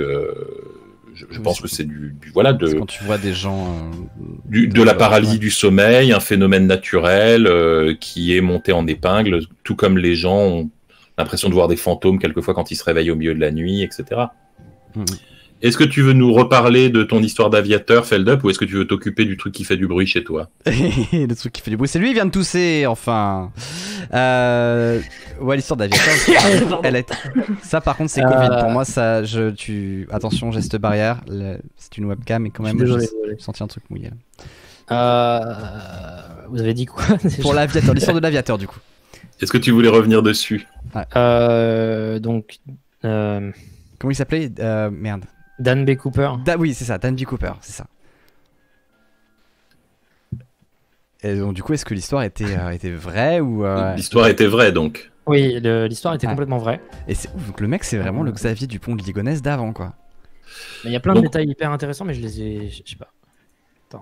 On est d'accord que il n'y a jamais eu d'autres billets que ceux de la rivière qui ont été retrouvés, donc. Il n'y a aucun d'autres billets qui a été retrouvé, même encore aujourd'hui. Ce qui est fou, c'est quand même qu'on les a retrouvés 9 ans après. Et alors Ce qui est assez fou aussi, c'est qu'on ne sait pas si le gars a utilisé son parachute ou pas, parce qu'il est parti avec 2 parachutes. Et il a pris le pire choix possible, c'est-à-dire il a pris le parachute le plus vieux et un parachute test qui ne marche pas. Et vu qu'il savait pas exactement où il avait sauté de l'avion, il n'y a pas une possibilité qu'il soit tout simplement au fond de l'eau et qu'après 9 ans, il y ait eu une des valises qui tenait encore serrée dans ses petits bras de squelette décomposé qui se soit ouverte et qui ait lâché quelques billets. Peut-être. Peut-être. Tellement visuel. Voilà. C'est ouf. Et est-ce qu'il en reste une qu'on n'a pas débriefée, non? Il en reste 2. Il reste le chemin de l'esprit. Alors le chemin de l'esprit, c'est classique creepypasta. Il y a eu une mode dans les creepypasta de faire les récits scientifiques. Donc il y avait les fameuses expériences au LSD avec la privation de sommeil aussi, où les gens devenaient fous, s'arrachaient la peau, etc. Il y a eu une mode comme ça. Des creepypasta qui mettaient en scène des docteurs qui faisaient des expériences interdites. C'est très tendance, tu vois. C'est devenu presque un tic narratif. Donc évidemment complètement inventé. C'est du genre la 3e réponse sur la page creepypasta quand vous allez sur le wiki des creepypasta, quoi. C'est ouf. Est-ce qu'il en reste ou pas? Je crois qu'on a fait. Il en reste une. Ah bah oui, il est minuit, il va falloir qu'on rende l'antenne. Tu veux aller jouer à Professeur Layton? Non. Il reste la dernière, c'est celle des ténèbres, les fameuses ténèbres qui dévorent. Et je vais garder un peu de suspense pour celle-là. Je vais vous dire, franchement, j'en ai écrit 2 et il y en a une qui est un témoignage réel. Enfin, un témoignage, donc à prendre avec les pincettes du témoignage. Mais sur les 3, il y en a 2 qui sont complètement inventés et la 3e qui est réellement, un témoignage retranscrit. Peut-être un... Ouais, ok, d'accord, intéressant. Peut-être un témoignage qui vient d'un autre contexte pour...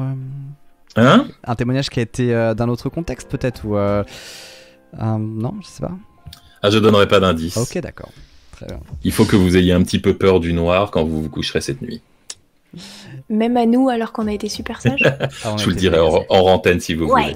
Je pense que on reproduira cette expérience ultérieurement. Mais pas avec Feldup puisque est mort, apparemment. Il nous a quittés. Donc, il a été emporté par un homme au chapeau. À moins qu'il envoie du temps, mais ouais. Je pense qu'on peut s'arrêter sur ce suspense, parce que Feldup a encore disparu. Voilà, on va arrêter sur la mort quasi certaine de Feldup. On vous tiendra au courant, on ira voir s'il va toujours bien. Et en tout cas, je voulais vous remercier, Clara, Cherry Cream et Feldup, de quelques royaumes que tu nous entendes, de celui des vivants, des morts ou des horribles inframondes aux dimensions multiples. Mais c'était un vrai plaisir de partager ce moment avec vous. C'était hyper cool. Merci beaucoup à vous. Merci Feldup, Clara, Cherry Cream, Boulet.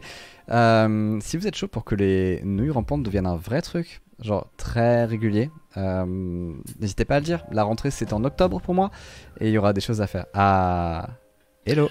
Maintenant il fait les lumières de plus en plus flippantes. Très très cool. C'est trop bien. Il n'y a pas eu un retournement de chemise là? Non. Si grave. Mais non, il a la chemise à l'envers. Je sais pas de quoi vous parlez. Il est habillé pareil depuis le début. Enfin, je me suis dit que vous êtes de ouf, les gars. Mais c'est peut-être la lumière qui fait ça. Je sais pas. En tout cas, merci beaucoup à vous. Merci Feldup, Boulet, Cherry Cream, Clara. À très vite. Assurez-vous qu'il va bien. Ciao, salut. Salut Thomas. Ciao. Bisous. Bye bye. C'était trop cool. C'était trop cool. Merci à vous. J'ai trop kiffé l'impro de Feldup. Alors pour être tout à fait franc avec vous, on avait prévu un truc avec Feldup, mais on n'a pas eu le temps de le faire. On n'a pas eu le temps de le préparer bien. Moi j'ai galéré un peu à le mettre en place. Il avait une idée assez ambitieuse et tout pour finir un peu en coup d'éclat. J'ai adoré cette impro. J'ai adoré. Feldup c'était pas du tout prêt. Boulet était pris complètement au dépourvu. Clara pareil. C'était trop bien et j'ai adoré cette histoire, le fait que Feldup arrive à improviser ça. Alors ça peut faire, je comprends, hein, on n'était pas synchronisés du tout, donc mais j'ai vraiment beaucoup aimé ça et on va en parler parce que vraiment les nouilles rampantes c'est quelque chose qu'on a envie de développer, puis surtout voilà, nous, là, on a fait. Franchement, c'était un peu. Il y avait des musiques qui étaient un peu faites. Pas à l'arrache, mais on a fait ça un peu. As-bull, tu vois. Mais bref, en tout cas, c'était grave cool. Quelle impro, Feldup est mort. Oh putain de merde. Ah ouais? On devrait? Chaud. Hyper chaud. Si c'est vrai. Si c'est vrai,